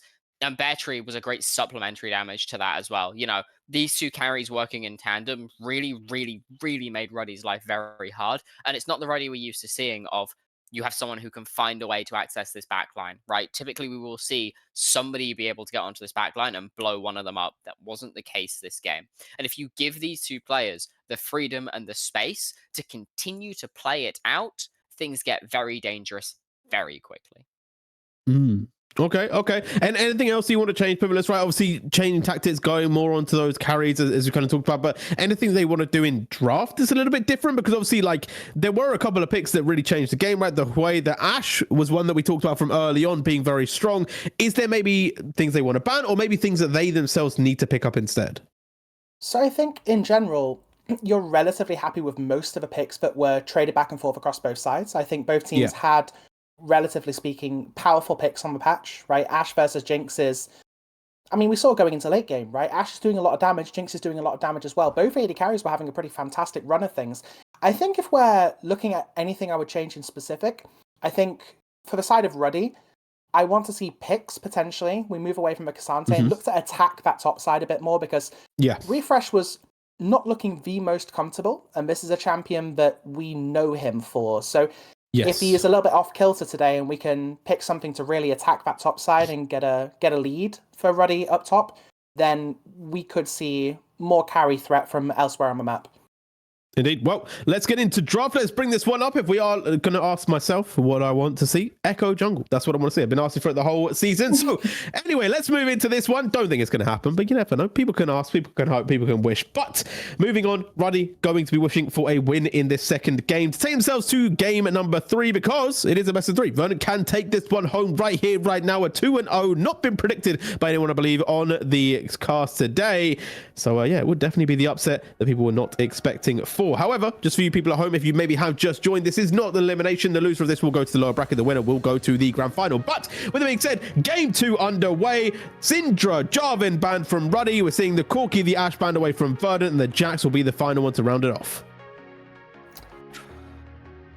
There you have it. Happy Rabbit. Aurora left open. So we see a couple of changes in the draft. Jarvan taken away this time, alongside the Ashe being removed by Verdant. Clearly they respect that champion a lot on the B1 right now. Very understandable. She's extremely strong. But as soon as that slips the net, you are giving Aurora away. Now, Jinx in general, very good on this patch, but immediately you're locking an AD carry with extremely limited mobility into a champion that excels into low mobility compositions in terms of locking them up, providing either a primary or a secondary engage. And as we know of Aurora, she's, whilst typically looked towards more as a top laner right now in competitive play, still very much a flex. So strong opener from I mean, with this Rel lock-in, strong opener from both sides, but again, it's this is a little bit more traditional Little Pants kind of champion, a little bit more engaged, even if we are looking away from... Okay, we shouldn't talk about hovers. That's on me. Maokai gets locked in instead, and while has taken a couple changes this patch, mostly a kind of shifting power, but yeah, Maokai still very much a three-way flex. Can be played top lane, can be played jungle, can be played support, but honestly, I kind of expect this to go into the hands of Little Pants, just knowing these players. I would like to see it go to refresh and you give Tofu something good into this Sejuani. I think if you can secure yourselves a solid lane topside on the Maokai, you are a-okay. You need engage out of Little Pants. I don't think Maokai gives it to you exactly how you want it. Although, I'm looking at this, I'm a little bit concerned because Wukong is on the table still. I mean, it wouldn't shock me to see Akers pilot the Sejuani and a Wukong get locked in and this Jinx not be allowed to play the game. Are we opting Galio into Yone? Are we opting Galio into Yone? We've chosen to play Galio into Yone in this game, and that is bold and brash, or does it belong in the trash? We'll determine that does as the game Galio goes go on. support or top? Yeah, I'm thinking support. I'm thinking Galio support, Actually, or maybe Galio top, Galio right, top and then into Maokai in the Aurora. jungle. Yeah, Galio top into Aurora is pretty good. I would be exceedingly surprised to see Galio be opted into against Yone here. The problem is, both of these laners can play both of those lanes, so wherever the Galio's going, you can send the Yone. Agreed. But we'll see. Right now, Ruddy don't believe that the Galio is going top because they found out the Camille, so they are taking a few things away. They're still trying to move this one around. Civ are going to be taken out by Verdant as well, trying to just limit that pool for Sin. Obviously, still quite a few ADCs that are up and ready to go. Caitlyn has been in the wheelhouse already before as well, so maybe they opt in for something like that. The Xayah, though, going to be taken off the board. It pains me to say it as it's my champion that's been banned away, but it makes a lot of sense. Aurora, Yone, Xayah makes a lot of sense. You know, you can't get onto either of these carries very effectively, so take something you can get on top of. And Xayah, you cannot, so... I really need to see a secondary damage source out of Verdant. You can't leave it all to Jinx here. Jinx is too easy to kill for Aurora Yone. You need a secondary damage source. This is a lot of tanks. You it's suddenly a lot have of two frontline. losing matchups into this Yone. Yeah, this is a lot of beef and not a lot of power. And it's I'm not loving the setup just yet. Like, maybe it will all turn around, right? Obviously, there is still an aspect of you can go damage onto these picks, but I don't know. They have kind of left themselves open a little bit. As you said, if the Jinx does go down, there could be a big problem. You could say, okay, well, will they just play front to back? Yeah, but the Sejuani is also going to be a bit of a problem, and dive threat is real, right? From the Aurora and also from the Yone, and now the Kog'Maw as well. Maybe an enchanted support on top, and I feel like already have got themselves sorted. Yeah. I mean, Jamsu's known for being solid at the enchanters. The Kog'Maw's something you know Sin plays. He's played it a lot. The fact that it made it through is a little bit criminal because if you're committing this hard into dive into Aurora Yone, you're already kind of making a mistake anyway. The Braum to pair alongside it, you never get him forwards. This Maokai ult, this Ornn ult, they suddenly have very, very little going for them. I need to see this Galio go support, and you pick up some kind of mid lane magic damage dealer, or you take like a Talia or an Elise or a Nidalee or something for Tofu. No, I've got it. It's Teemo Echo, jungle. isn't it? Oh, Teemo no, jungle. I mean, Teemo okay. jungle. This is And interesting, they're sorted. Hover. Where's your magic damage coming from? Nowhere. Galio? Galio and Ornn. Look, it's so... I'm not going to hide it. I'm in love with Ruddy's comp. I think stylistically it is absolutely phenomenal into what Verdant have brought to the table here. You have an Aurora and a Yone who are very competent in terms of diving straight onto the Jinx of a backline and circumventing the entire frontline force that's been put down in front of her. Whereas Kog'Maw Braum, extremely good at receiving the engage and then turning back onto it. Whereas Verdant, it's a whole lot of beef, but not a lot of flavor. I'm not seeing where the magic damage, we're very short on it. We're playing 2 AD carries, but really want to scale into the late game, so we're kind of handshaking, conceding early. I'm concerned. Because I also don't know if their late game will outdo Ruddy's anyway. Like, as in the Kog'Maw and the Yone, plus Aurora on the burst. Like, it feels like you're gonna have to really set up for Tofu and Fuyu, and I'll be honest, I just don't know how much you can do that against Ruddy's team, regardless of how great the players could be on Verdant. So yeah, it is asking a lot of questions from me. I feel like we need to see a lot of damage and a lot of CC chain lockups from the side of Verdant, but that just kind of screams that the game is just harder for them to play. It's definitely a much harder to execute comp, although there is one caveat to that, and is if Fuyu does not lose to the shopkeeper and buys Runans this game, it gets 10 times easier because the entirety of the enemy team is looking to clump in fighting you. You've got Aurora, Yone, Braum, and Sejuani who are all going to be right in your face. If you aren't buying a Runans, you're making a mistake. We also still have Galio versus Yone, most likely. Yeah, I mean, even if we were to... The thing is, this, you would expect the Yone to go mid, the Aurora to go top, obviously. But realistically, both of these players can look at this now and say, okay, well, I'll just take what's most comfort for me, because Aurora's happy to handshake the lane into Galio. She does have a very good matchup into Ornn, constantly pushing, just chipping away at tower. She'd come out of it up plates. And Yone is extremely happy in both of these matchups. Not only that, but when we look towards later on in the game, who is matching Yone in side lane? I mean, Ornn can stare at the wave for a bit before the tower dies, but it's extremely hard for this Yone to be answered later on. So let's say we look at this from Reddy's perspective. We can get into later on in the game and say, okay, we don't even need to team fight. Yone is playing with a lead and the rest of the map is even. We'll just send Yone off to the side lane and say, okay, we're quite happy to play 1-4 or 1-3-1 as the situation may be. Leave Yone off to the side lane and yes, right, Galio is very good at collapsing onto a side lane, but if Galio is having to hold one side lane while you're pressuring the other, there is no collapse coming. It's very hard for Verdant to mitigate the pressure that Yone can put out in this game. I feel like the champ is Exodia in this draft.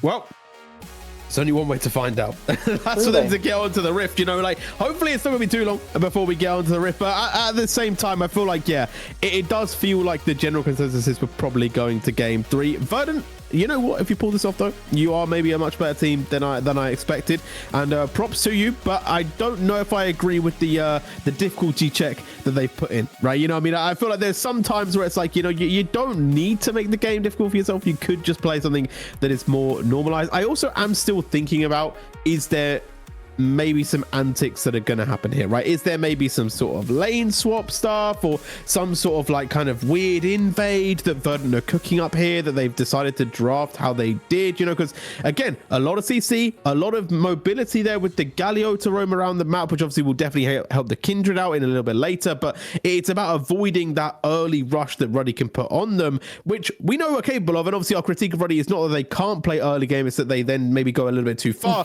but this time it feels like Verdant haven't got the tools to punish them if that happens. Right, yeah, the thing that I want to bring up kind of is game 1, we didn't talk about it so much post-game, but a lot of it felt like fell apart around the fact that Jamsu went very deep on a attempted level 1 play, ends up dying for it, and that alone stabilizes your lanes across the board. You get, I believe it went onto Camille, if I'm not mistaken, and that's a cash injection flat into a Camille that otherwise would be having a reasonably soft, well, at least soft losing matchup into Cassante for the first 15-20 minutes of a game. Take that out of the equation. Given how Akers was playing that matchup up there, how hard Refresh was being bullied around, even with this gold advantage on the side of a Camille, we're talking down 20 CS. So let's, from the side of Ruddy, approach this with a little bit more of a cool temperament in the early game. We're going to approach this with we don't need to do anything particularly fancy in the early game. Ruddy like to do things in the early game. Like we said, sometimes they do a little bit too much. This is a comp where you're more than happy to step back and relax. Now, the main point of contention is this Kindred. Kindred really wants to get in your face early game, not necessarily to fight you, but more to try and take your camps away. What you want as Kindred is lanes that can enable these forward movements. You want Prio to play around. All into Aurora is not getting Prio. Galio into Yone is not getting Prio. So I'm actually very down to see this Yone crash waves and then walk with Sejuani, because this is one of those games where, whilst Kindred is normally considered to be the aggressor when it comes to invades, if you are ready, you don't have to play for bot lane, you don't have to play hard into top, but you can really unlock this Yone, get very aggressive into Kindred's face, and shut the scaling down before it even begins. Well, with that being said, I really like that as a roundup. I feel like it is going to be a tough one for Verdant, but you know what? Maybe they can get it done in 2. Ruddy looking strong. They're looking fierce. They're looking to take this one to 3. We'll find out if it happens. We're going to throw it over to the casters. Drake, Shibby, talk to us about what you've seen in draft. Thank you so much for passing that over to us, Jay Real. And I mean, what can I say? It does look a little bit one-sided. I'll be honest. Ruddy bringing it back a little bit in this one. Obviously, they did definitely look strong in the last game, Shibby, but in this one, have the makings of success right off the bat. I mean, there is a real world where Verdant just take this 2-0 and people with me, Ornn, Galio, Maokai, and just like have no damage on their team besides AD. Yeah, hey, there is a real possibility where these guys, I like to talk about this a lot, where there's a DPS curve and a tank curve, right? And if you are on the DPS side where you're facing off against 2 to 3 tanks, in this case, Verdant's composition here, where there is like you said, the Maokai, the Galio, and the Ornn here, it's very reliant on Ruddy getting their carries ahead far enough. Obviously, Sin on the Kog'Maw innately has a lot of percent health damage, can kind of mitigate some of the extra gold that's needed to stay ahead of the DPS curve. But if like Refresh, BO3, if these guys pick up early kills, if Ruddy keeps making those early game mistakes that we saw from game 1, there's a real world where Verdant kind of just steamroll part of the mid game here because their champions are just too damn tanky. Definitely is. And I mean, that's not even to mention the fact that if Tofu does get ahead on this Kindred, right, and you're playing into 4 melee champions and you press R and then you're literally invincible, and then BO3 presses R and then everybody gets knocked up while you are able to walk away, and then you can just kite them with Jinx Kindred with 3 really, really tanky boys around you. The team fights can get really hard to operate for Ruddy. Obviously, that's assuming that we're not dealing with flanks and stuff. If Akkers, if Errol are not able to get into the backline, really threaten Fuyu from opposite directions, then it does get difficult. It's definitely all going to hinge on execution in these team fights later on. Yeah, I'm interested to see how Errol kind of navigates this lane. Obviously, AD into Galio has kind of been the more classic counter or classical counter, but the thing is, BO3 ended up taking into the Resolve tree. He's still a tanky guy. You might not be able to go into that MR that you so reliably rely on here for BO3 into Galio. But you can still build some armor. You're still a tanky guy here, and we'll see what build ends up coming out. I think Tofu and Fuyu prime to carry some of these fights here, and BO3 is going to build a little bit of AP, right? It's not that there's virtually 0 magic damage. He's probably going to go Riftmaker second or third item. Like, he's still going to hurt, right? Galio is a champion that still does a ton of damage. Yeah, it's true. And I've definitely played, obviously, much lower elo than these players, but I've definitely played games where I'm playing an AD champion into Galio, and I'm like, oh, this is free.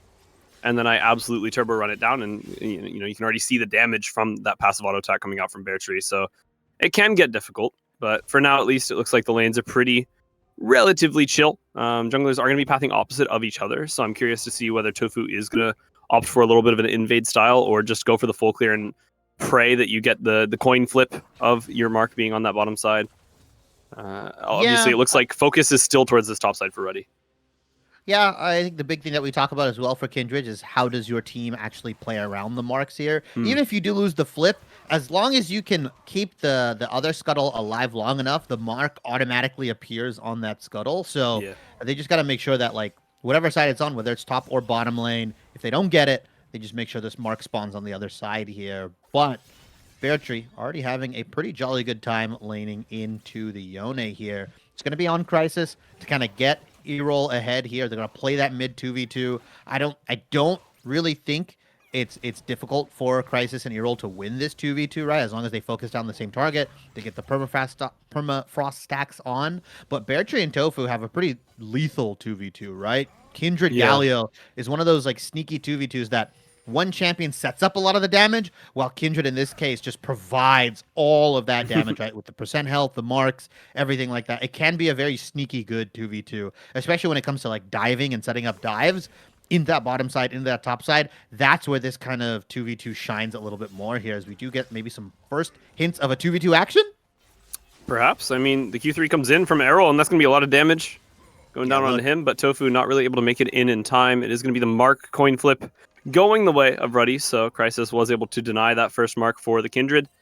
And I mean, yeah, when we're talking about that 2v2 in the mid lane as well, right, Bear Tree on this Galio is going to be able to taunt 4 people if they're grouped up, right? Like 4 melee champions on the side of Ruddy, and it's so easy for this Galio to operate. And it's going to be interesting to see. Yeah, short range champions for sure here. Errol has to be very selective of when he goes in. He has to make sure that he's keeping track of those cooldowns. So Bear Tree, a lot on his plate, a lot for him to do as Little Pants. Focus on this bottom side. Tofu is the first one here. Sejuani reset, so is going to be a little bit late. Fuyu and Little Pants very low. Jamsu doing the damage back, and Tofu trying to cut off Sin, trying to get both kills here. Fuyu able to survive, able to get the kill onto the Braum. The Kog'Maw goes down as well, and Verdant will walk away 2-1 in this exchange. Yeah, good from Jamsu and Sin to realize, like, hey, we're kind of pinched here. We can't get out with our lives. So they pick up that first blood, goes over to Jamsu. But like you said, 2 kills, 2 big kills going into the 2 carries of Verdant specifically. And so right now, Tofu and Fuyu are going to be able to make full use of this front line that is developing for Verdant right now. A kill apiece, gold into their pockets. That is all the right members having all the right pieces right now. It is still even in gold, but his first dragon might spell the inklings of a team fight here. That first back for Kindred and Jinx is a bit lethal. It's a bit disgusting, the amount of AD that those two just picked up. And I'm really curious whether Tofu did mark any of those bottom lane champions and get one of the first marks for herself or not. Oh, did indeed. So that is going to be 1 mark picked up for Tofu. So that's going to be pretty good as well. And Verdant starting off this game kind of not too dissimilar from the way the last game went, but Ruddy definitely keeping things even for now. I mean, it's interesting because both teams kind of want to play to scale, right? Like you've got a Kog'Maw on Ruddy's side, you've also got a Jinx and a Kindred on the Verdant side. Although I do feel like Verdant has a little bit more opportunity to go for some of these, like, you know, 3v3, over the wall 4v4 skirmishes. Crisis might be able to find Tofu. Fate Sealed is available to Errol, but really respecting that hero's entrance, is going to walk away, and Tofu going to get a little bit of chip damage back onto Crisis. And that could have been really fatal for Tofu, but obviously respecting that Galio ult, and that Galio ult is gone now, so you can start the grubs. Yeah. Doesn't allow Bear Tree to kind of interrupt some of these gentleman agreement fights, either in the top side or in the bottom side here, as that's going to give Ruddy, like you mentioned, the credence on these grubs. And unfortunately, Refresh not having the best of time as Ornn solo kill. I wish we were going to see that happen. Obviously, Akers doesn't have mana, so it could have happened, but Tofu might be the one in danger here. It is going to be Crisis doing so much damage. The flash forward from Refresh, and actually Tofu able to turn it around, gets the nearly solo bolo. Ornn did assist slightly, but that kill is going to go the way of Verdant. That is going to be another kill for Tofu. In the bottom side, Sin is getting low. Fuyu trying to get the kill picked up. Will not be able to get Sin in time, but actually it will get picked up by Little Pants. A little bit of return damage from that passive for Sin, and Jamsu gets out alive, but Verdant starting this game off 4-1. I just want to highlight that this lane, you can tell that like Fuyu and Little Pants play this pretty consistently, because they got the twisted advance into the bramble smash into Fuyu's traps. That's like a set combo that they've been able to do onto Sin here. That is some real nerd stuff down in that bottom lane. I love that. I love that so much from Fuyu and Little Pants there. You can tell that they've practiced this lane. And Sin, like, if you're an AD carry, you're not expecting to get bramble smashed into Jinx rockets. It works similarly to the Thresh Jinx combo lane that we've seen before, where you flay them in. Yeah. So I just want to appreciate that from Verdant's side. That picks up the kill. You know, very, very well played. Like, that is an annoying combo here. And Verdant right now, 4-1, 1,000 gold ahead right now. We talked about them potentially taking it 2-0. Looking very good right now, as more kills going into the pockets of the right members in Tofu and Fuyu right now. Tofu 2-0 on this Kindred. Once he starts getting to that 4-stack mark, once he hits that, that's where the game becomes really, really hard for Ruddy. And Tofu's already on 2, so halfway there for sure.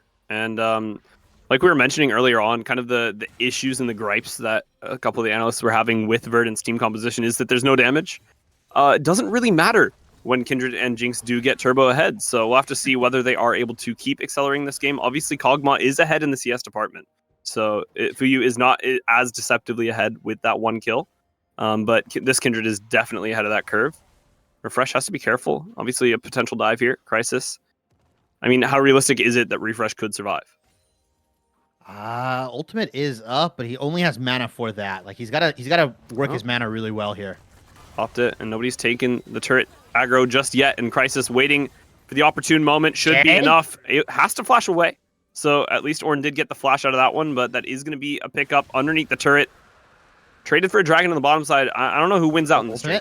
Oh, well, I guess there's another fight happening. Jamsu gets clipped by the ult from the Maokai. Brian the Lion pushing Sin back towards the enemy base. The Galio ult over the top, able to barely knock up Jamsu. Sin is the next target for the side of Verdant, and they'll pick up 2 in this bottom side. And that's just lazy from Sin and Jamsu. Like that shouldn't happen, right? Your jungler is making a play on the top side. Your sole job in the bottom lane is to live there, right? Like you have to recognize that you probably don't have numbers in that bottom lane side. And unfortunately, they step up a little too far in the lane here. Little Pants is able to get the ultimate off, and then the cavalry comes. The dragon gets taken. Tofu and Bear Tree come down. Another big kill pickup for Verdant there. Another kill going on to Fuyu, and another one going on to Tofu. As Fuyu has built a very interesting item rush. I'm not sure if that's the move here. I want to see how much damage he's going to be able to do. That item I rarely see. The Twin Tails pickup, the Yuntal Wild Arrows pickup from Fuyu here. He knows something I don't. Yeah, there's no crit on him right Tofu now. picked it up as well, There's right? So that's picked up by the Kindred and the Jinx here. Very interesting for sure. As our producer is letting us know that it just got changed and it's very good now, apparently. So a little bit of new meta being incorporated into this one. Obviously, Ambessa did not make it into our games here in the UKEL, but the patch did nonetheless. So Yuntal looking good. Fuyu looking even better. It is going to be a solo bolo in this bottom side. Not even a chance for Kog'Maw to trade back. And I mean, Verdant are firing on all cylinders this game.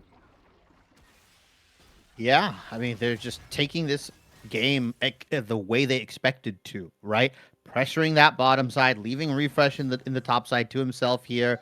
And unfortunately, that Yone counterpick just can't really get stuff done. It's 0-0-0 right now. Sin on the Kog'Maw 0-4. I mean, you just look at like how far ahead the 2 DPS threats of Verdant are ahead of their counterparts. Obviously, Crisis is going to go down against Kindred, like it's Sejuani versus Kindred. But the fact that Sin is down nearly 1,000 gold to Jinx, another late game scaling champion, that's the rough part. Your whole identity for Ruddy was to get Sin in a position to shred these tanks, to play this front to back, and just be absolute menaces. But now, Verdant are in a position where they can kind of just run around the map, smack you with the wall a little bit here and there. As long as Tofu is on the map and is on the right side of the lanes here, you don't win any of these 3v3s, 2v2s as the ultimate does come out. It does come out, and it barely catches Sin as well. Jamsu not even going to be able to do enough with the shield. Sin gets clipped, gets taken low. Might have to be an ultimate coming out from Tofu, but Jamsu is forced to flash away. Tofu will also flash away, and it will be a couple of flashes expended by Verdant on the run, but the TP comes out. Akers has entered the fight and might be able to enter the fray. The Super Mega Death Rocket nearly finding a double kill. Jamsu getting clipped by the W, but Fuyu cannot find a way in. Akers will claim the kill onto the tree, and Ruddy will get 1. That is a rough fight. Fuyu hits that Super Mega Death Rocket. That is a very, very different fight in that bottom side. Nearly misses 2 very low HP members in Sin and Jamsu. Would have been good disgusting. TP from Akers, but that's going to give some alone time for a refresh on this top side turret. How much gold is it going to be? Maybe a plate, maybe 2 here.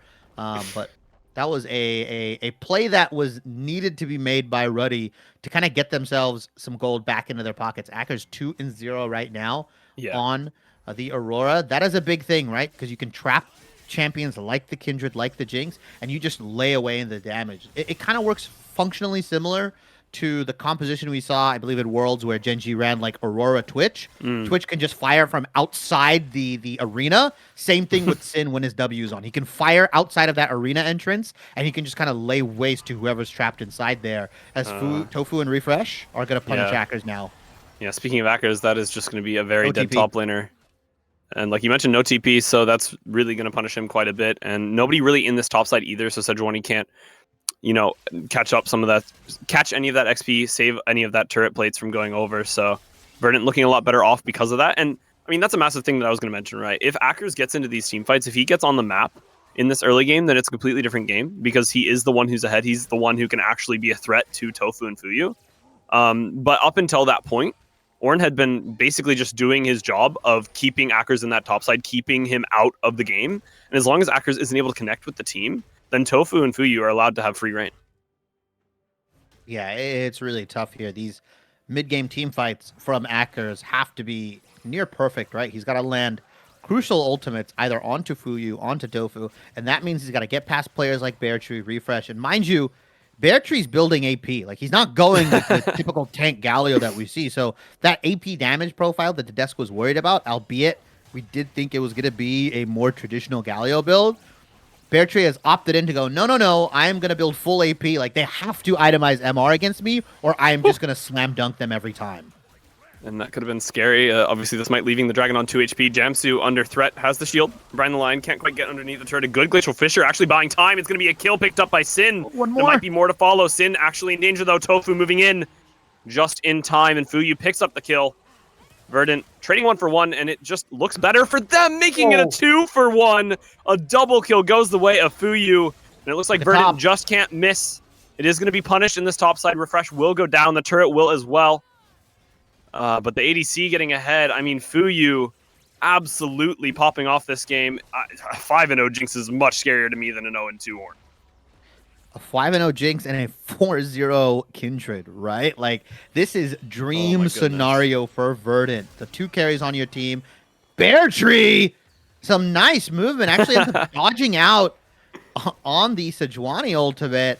Yeah, you get topside, but just look how far ahead in gold they are. Both of these guys, Jinx at 7,000 nearly, Tofu at nearly 6.5. Like, it's a tough game for Ruddy to play here. They have to get Aurora ultimate or Sejuani ultimate onto Fuyu, onto Tofu here. There is a world where Errol hits, like you said, an errant Yone ultimate, gets onto these members. But man, what are you gonna do when Little Pants exhausts you? When he locks you up with Twisted Advance? When he locks you up with his ultimate? what are you gonna do when you get taunted by BO3, right? Yeah. Like, and you get CC'd up for a million years? Ruddy have to like chew through this front line before they can even access Fuyu and Tofu, right? Yeah, it's difficult. I mean, even if they get to the back line, right? I'm envisioning it right now. They get onto Tofu. It's a Yone ultimate. You know, you get the Fate Sealed, you knock up Tofu. Maybe you have the Q3 ready, and there's a little bit of a CC chain there. If ult comes out one time, if Lamster Spike gets out, you have BO3 there with the ultimate on top. Tofu's able to get out for free. You know, maybe has to burn Flash, but then Errol and Akers are stuck none the wiser inside the hero's entrance. Get knocked up. Fuyu is probably nearby. It just... These team fights are so hard to operate, obviously, when Verdant have been afforded such a large lead onto their carries. Yeah, it's tough because if you focus one, the other one gets the free hit, right? Like, you've got to make sure that you're occupying both of them, right? You're playing bodyguard, and you're kind of go, okay, we've got to make sure Fuyu has someone to attack. We've got to make sure Tofu has someone to attack, and we've got to make sure they're trading damage, right? Because if one of these guys are left undisturbed in any of these team fights, as Sin gets a little annoying right now, It can be tough. It can be tough. And, like, I know the gold is only about 1,000 apart, roughly, or not even 1,000, roughly 1,000, but it's much more than that, right? The gold lead that's sequestered onto Tofu, that's onto Fuyu, that means so much more than the gold on Akers, the gold on Errol, potentially, right? The gold on Verdant's carries go much further in these team fights, and you're going to start seeing them pull away if Ruddy decide to get into a 5v5 heads-up clash. Yeah, and obviously, like, Refresh and BO3 are just as useful as they're going to get, right? They don't need more items. The gold doesn't need to be distributed to them, so you can just give it all to Tofu, give it all to Fuyu, and it makes these team fights so difficult for Ruddy to play out because they already have to eat through those health bars on top of taking so much damage from the carries. It's going to be a tall order. 1 minute and 30 seconds till that Mountain Dragon spawns. That would be soul point for Verdant. So this is a fight that I feel like Ruddy do need to take. I don't know if you feel like they're ready, though. I mean, it's mid-game. Akers and Errol are getting strong. Do you feel like they're strong enough? I think it's tough because we have yet to see a team fight from them. And although Akers has kind of gone undisturbed in this lane, he's got the Leandries. He's probably building towards that Malignance to create more opportunities for picks. Errol's not even close to his, like, he's close to his second item, but he hasn't hit it. While you look on Tofu and Fuyu's side, they've both picked up IE. That Twin Tails is going to start hitting a lot harder, right? It's going to be way more devastating now because of the changes that came through for that item. Like, yeah, Ruddy get this, but it's more that Verdant is allowing Ruddy to get this Herald rather than them kind of contesting it here.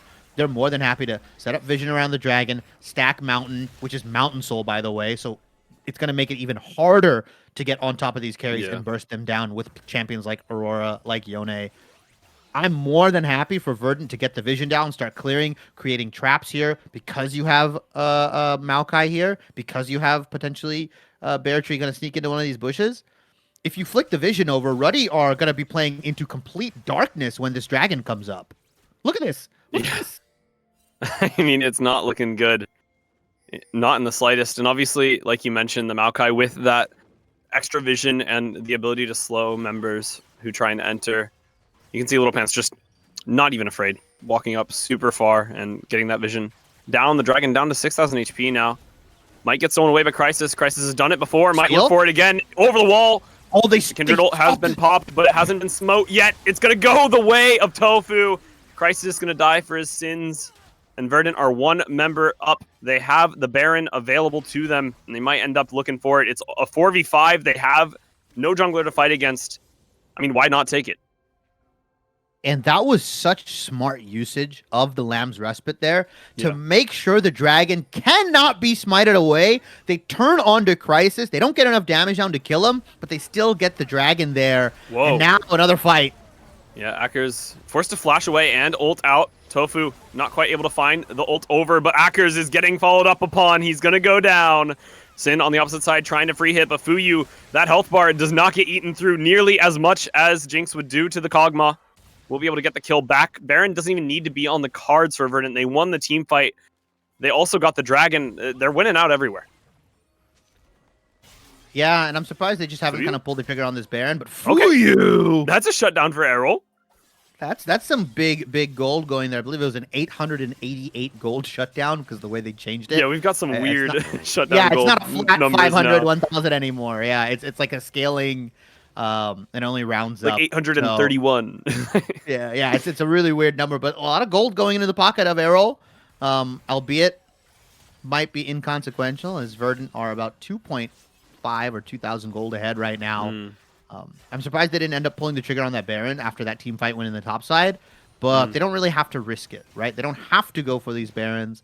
They can kind of wait around. They can set up the vision to their liking, right? They can make sure that they've got all the right control wards down. They can force Ruddy into them and just play it slow here because Tofu and Fuyu are just getting stronger and stronger right now, right? They're picking up more items. They're picking up potentially on their third as Akers does not have the ultimate available, has TP. Is he going to try to TP out? Oh, no, they're going to try to fight this. Yeah, Errol TPing in, and it looks like Ruddy do want to try and make a turn here, but that is going to be a very dead Errol. That's going to be Akers on the run. It's going to be Jamsu just, participating a little bit, but I think Akers is going to go down in the end. A good taunt coming out from Bear Tree, and Akers surely next to fall. Jamsu going to sacrifice himself for Akers. Akers will be able to make it out, but Jamsu dying in the process. Ornn taking a turret on his lonesome in the top side. Hey. One traded back by Ruddy, actually in the mid side, but I mean, you've lost two members, and it just looks brutal. I mean, that's the best you could do in that situation for Ruddy, using that Herald to get as much gold on the map, cross-mapping, as now Tofu and Bear Tree are going to probably split this 700 gold amongst their pockets here.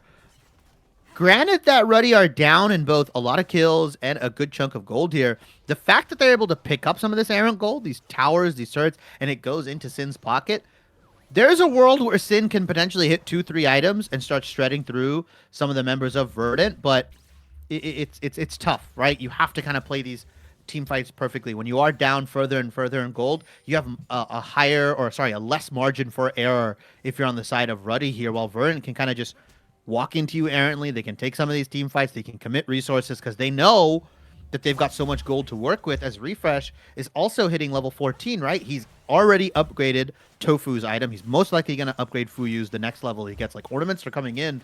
This gold lead doesn't look like a ton right now, but again, the right gold is on the right members, and so Verdant are much farther ahead than what people can like really perceive right now. Yeah, and I mean, that's not even to mention the dragons, right? When we're literally on soul point for Verdant and potential for this soul in a minute's time. And you can threaten this Baron now. You have a Kindred Mark on it, and obviously you know that the enemy team wants to contest this dragon, so you can move up towards that Baron and force a fight if you want to on your own terms. There are so many options available to Verdant. But one thing I will say is that one team that I can never count out for making these team fights happen is going to be Ruddy. Refresh, going to end up going down. That's going to be a man advantage for Ruddy, moving towards this dragon, moving towards this Baron potential contest. And like I said, Ruddy is one team that I will never count out for making team fights happen, for making miracles happen while they're down and out. And they might be able to do so here. Yeah, that was a good play from Ruddy, punishing Refresh on the side lane here, but that's going to give full credence over to this Baron. Verdant, 4 members strong on this top side. TP available for hackers, but even if he TP'd in, made it a 4v4. It doesn't have ultimate available, doesn't really have much to work with here. Unfortunately, Errol doesn't have ultimate, so now they're just going to, again, Ruddy's just taking as much gold as they can across the map, just trying their best to even out some of the gold that has gone over into the pockets of Verdant, but Baron going in the favor of Verdant, and we've seen... Oh, they've stayed on the map so long. Yeah, we've seen how Verdant stays, kind of keeps this Baron and how they use it, as now they've just got to go on Ruddy's side for this dragon. They've got to burst down super quickly. They will get it potentially, but will they get out alive? 2000 HP on the dragon. It is going to get picked up by Aurora, but Tofu free hitting on one side does get clipped by the Fate Sealed from Errol, but there's no more damage to follow up. It's just an absolute massacre onto the backline of Ruddy. 2 have already fallen. Who will go down next? Jamsu gets picked up. Tofu is absolutely dominating with this double kill. And Verdant, they get 3 and they lose none. 40-second death timers on the side of Ruddy. This could end up in a tier 3 and an inhibitor turret. As we know, Fuyu does get that passive, get excited from these Jinx turrets, can just kind of rifle away at these guys, as both Aurora and Kog'Maw are still kind of coming back to base, trying to fix the waves here. Big team fight win, big dragon for Ruddy, right? They deny the Mountain Soul, but they lose so much more here.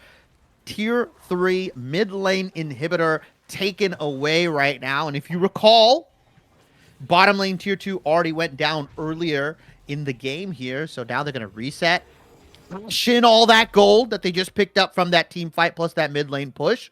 Most likely, Fuyu is going to be cresting towards that 4th item, as well as Tofu. You flash again to the gold. Our observer adding insult to injury here. I mean, just look at how far ahead Tofu and Fuyu were, right? 2, 3, 4,000 gold at one point ahead of their counterparts. I mean, it is rough for Ruddy.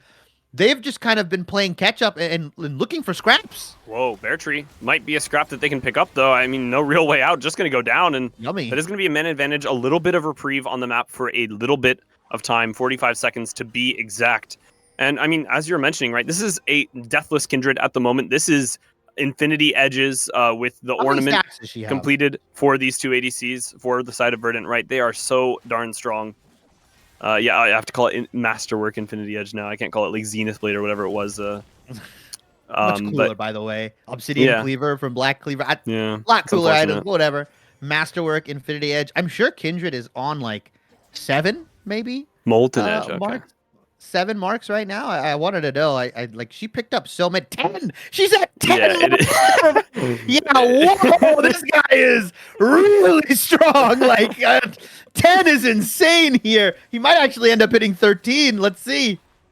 We'll have to wait and see. As it looks like Ruddy are gearing up for a fight. They really don't want to go out of this one without looking for a fight earlier.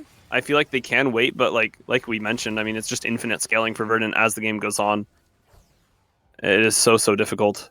So at what point do you want to look for these fights? At what point do you feel like is the break point that you can look for an advantage, look for an ability to make a difference in this game and flip it on its head? I mean, you saw they got Bear Tree and just nothing happened. I mean, what team fight does Ruddy need here? I mean, they gotta find Tofu or Fuyu, right? That's like the miracle play. As I say Oh. that, Glacial Prison actually lands, and Tofu is getting Lands up CC'd it. up. It is going to be Lamb's Respite called. It won't be Galio with the hero's entrance to save him, though. Tofu goes down. That's going to be one of the carries gone. Jinx not in this fight. Crucially, Refresh on the run. It's going to be BO3 tanking so much damage, but is eventually going to go and take a lot. oh, Fuyu's Okay. here. It is going to be Fuyu finally entering, and this Jinx can free hit, is getting excited, is going to get the first kill. A triple knockup! It's going to be a massive engage from Errol! The Fate Sealed is absolutely insane! It's going to be Refresh skedaddling off to the exit, but there's no way out of this one. Ruddy, out of nothing, they make a miracle. Oh my lord. Like magicians at a show here. They pull a rabbit, a dove. They pull a miracle out of their hats there. A big team fight for Ruddy. And that is like the best possible team fight they could have gotten. Because Fuyu was pushing that top side, splitting in there.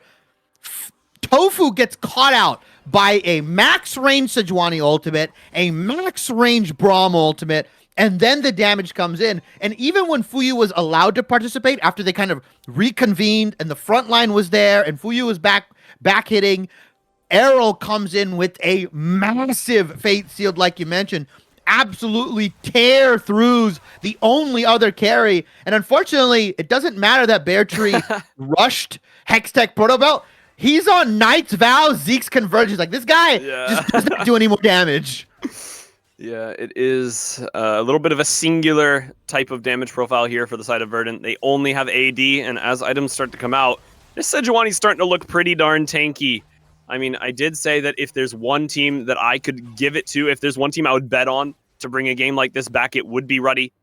But they do still have a little bit of work to do. Mountain Soul potentially spawning here for Verdant. They have to take this dragon again. Because if those buffs come onto the side of Verdant, it becomes so easy. Akers might get collapsed on. The ult comes out from Refresh. Akers trying to find a way out. Is going to pop the ultimate, but will go down. That's going to be one picked up for Verdant. It's going to be a 4v5 for now. And I mean, you don't really want to risk losing any more members if you are Ruddy. One member lost and you lose this game, they're going to concede the dragon, and that should be Mountain Soul picked up for Verdant. No way! Why did you go it? Crisis goes into the pit, tries to get out with the flash, just goes down, donates another kill towards the side of Verdant, and they smell blood in the water. They want to pick up the Baron. They want to move towards a more commanding position in this game, and it's a tale as old as time. Yeah, somebody's going to watch that mid wave, though. Errol, he's going to try to work his way towards that. Good job, BO3. He's going to go clean that up. Going to secure them the mid wave, going to get them this Baron here, and Errol's going to look for a flash in a pan ultimate here. They've got to try for something. Finds the Q over the wall.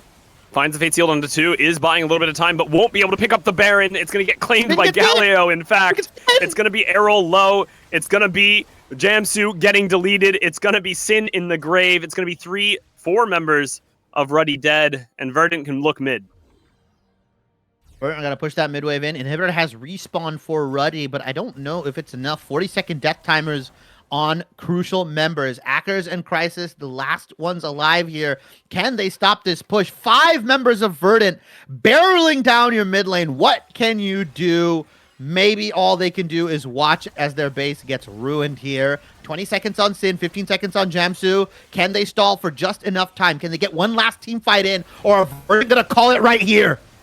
It's all on Akers. It's on if he can get into the backline. It's going to be Crisis moving in, but the Lamb's Respite will provide no respite for Ruddy. They did their best. They looked at the jaws of defeat, but they are losing Nexus turret after Nexus turret. They're losing their second Nexus of this series, and they're losing their spot at finals. Verdant progress, and they will make it to the finals of the UKEL. Verdant come out on top here. 2-0. Victory for them. A commanding statement, right? Like a very like tough team to play against. Ruddy, one of those teams that can bring it back, like you said, from the jaws of defeat. Instead, they close it out. They play an even cleaner game 2. I would argue game 1 a little bit more back and forth, but they came out on top here. Game 2, understanding where their comp is strong, understanding how to play the map here. And like we said, all the right kills going into all the right pockets here. Fuyu and Tofu having a masterclass double 80 carry composition performance here. And Ruddy, made him sweat a little bit, but I don't think Verdant were ever worried. I mean, absolute clinical play coming out from Verdant, right? And as you mentioned, just an insane series to watch. It is this London Derby will always provide. Obviously, I'm taking that from Jay Real's mouth. He did call it the London Derby first, but either way, this matchup always provides. Ruddy versus Verdant, it's always a banger. Obviously, a pretty convincing one this time for Verdant, a 2-0 victory, and it puts them in that place in the finals. And Ruddy have a little bit more to fight for, right? They're going to go into that lower bracket. They're going to play for their last few chances at that final spot. But it's not on us to analyze this game, Shibby. I think that's it for us tonight. So we're going to pass it back to the analyst desk. I'm not sure if it's right now or I'm not sure if it's in a few minutes, but either way, the analyst desk will be here. So we'll see you guys next time.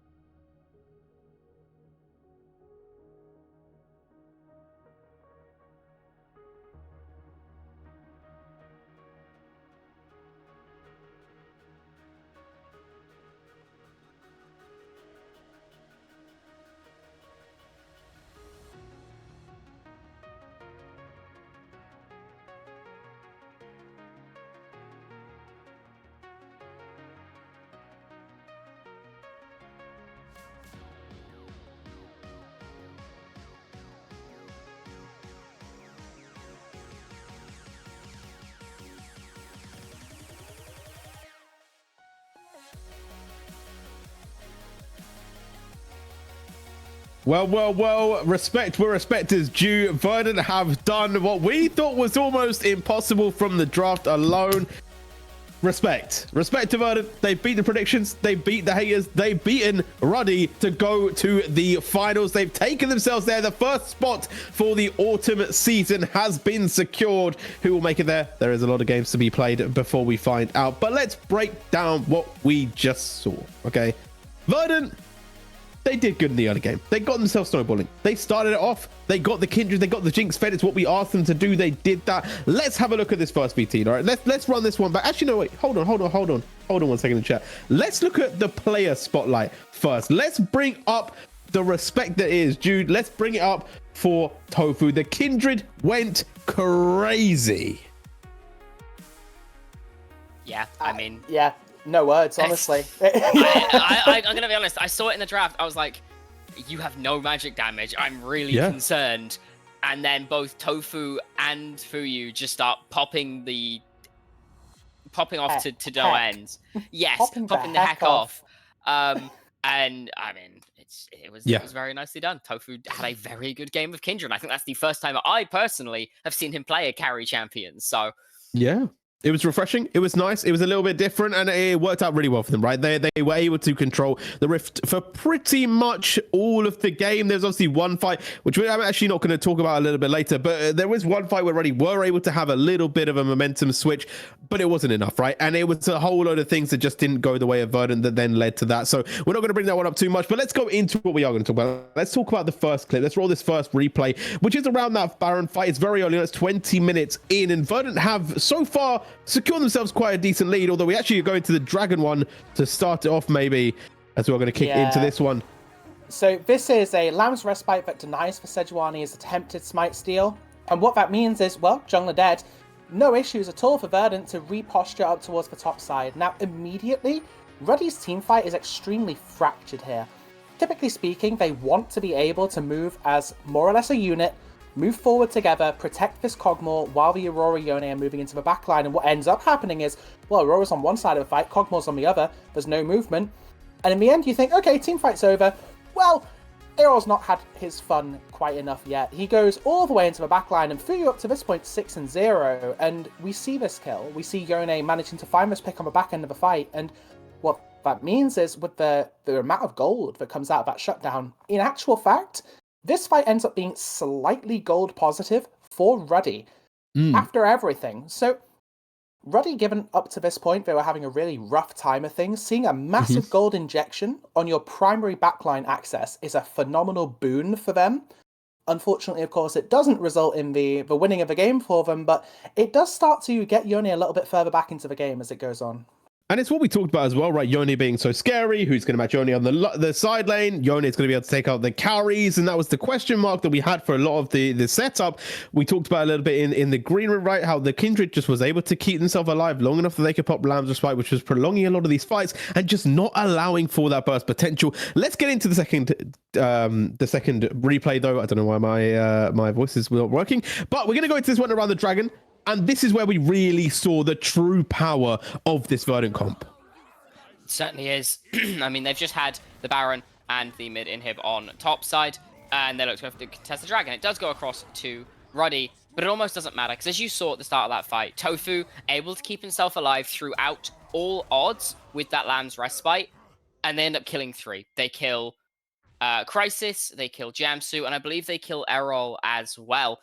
And it's so hard to be able to play that fight forwards as Ruddy. You have to get a pick and then look for the objective, because if you don't, if these carries clump together under that Lamb's Respite, suddenly your team fight becomes so hard, because while your solo laners can fight in it, your Kog'Maw can't. Your Kog'Maw can't sit in the middle of a Lamb's Respite. Your Braum, realistically, can't sit in the middle of the Lamb's Respite. They have to be playing together off to a slight corner of the fight. And if they get blown up immediately, you're relying on triple melee to try and win you the fight.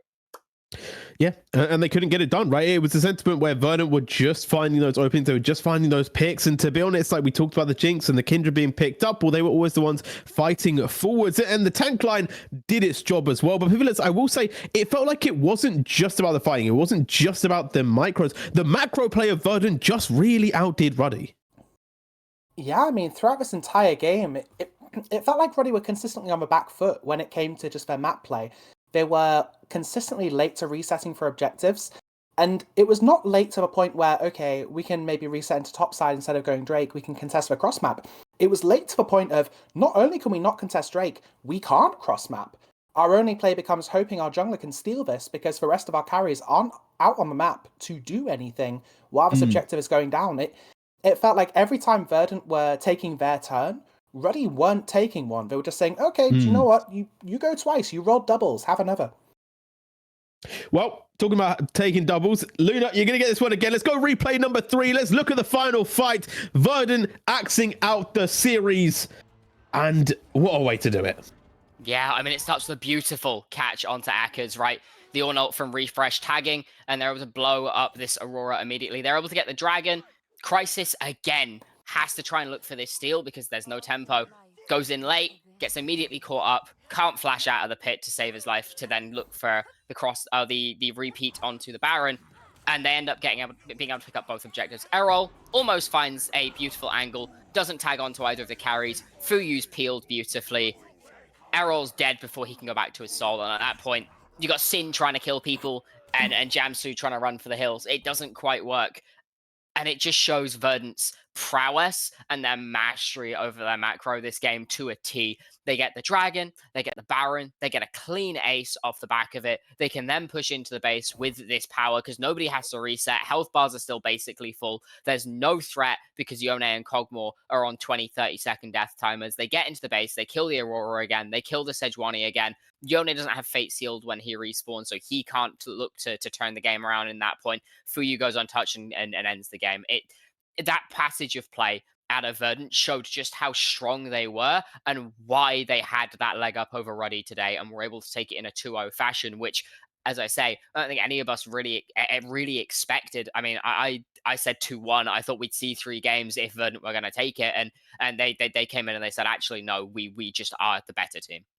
Yeah, 2 teams coming in with barely a scratch on their record. Now one has a decent dent as Verdant make themselves go all the way to the finals. Ruddy going to have to go to the lower brackets to collide with a team they probably have fought before to make their way into the finals if they can do so. But for now, Verdant, they're sitting pretty. They're going to be waiting for whoever the next challenger is to face them to potentially take the finals of the autumn season of the UKEL. That has been our upper bracket finals for tonight. Thank you very much to my analysts. Thank you very much to our production, and thank you very much to our casters as well. But for now on, we are going to say good night.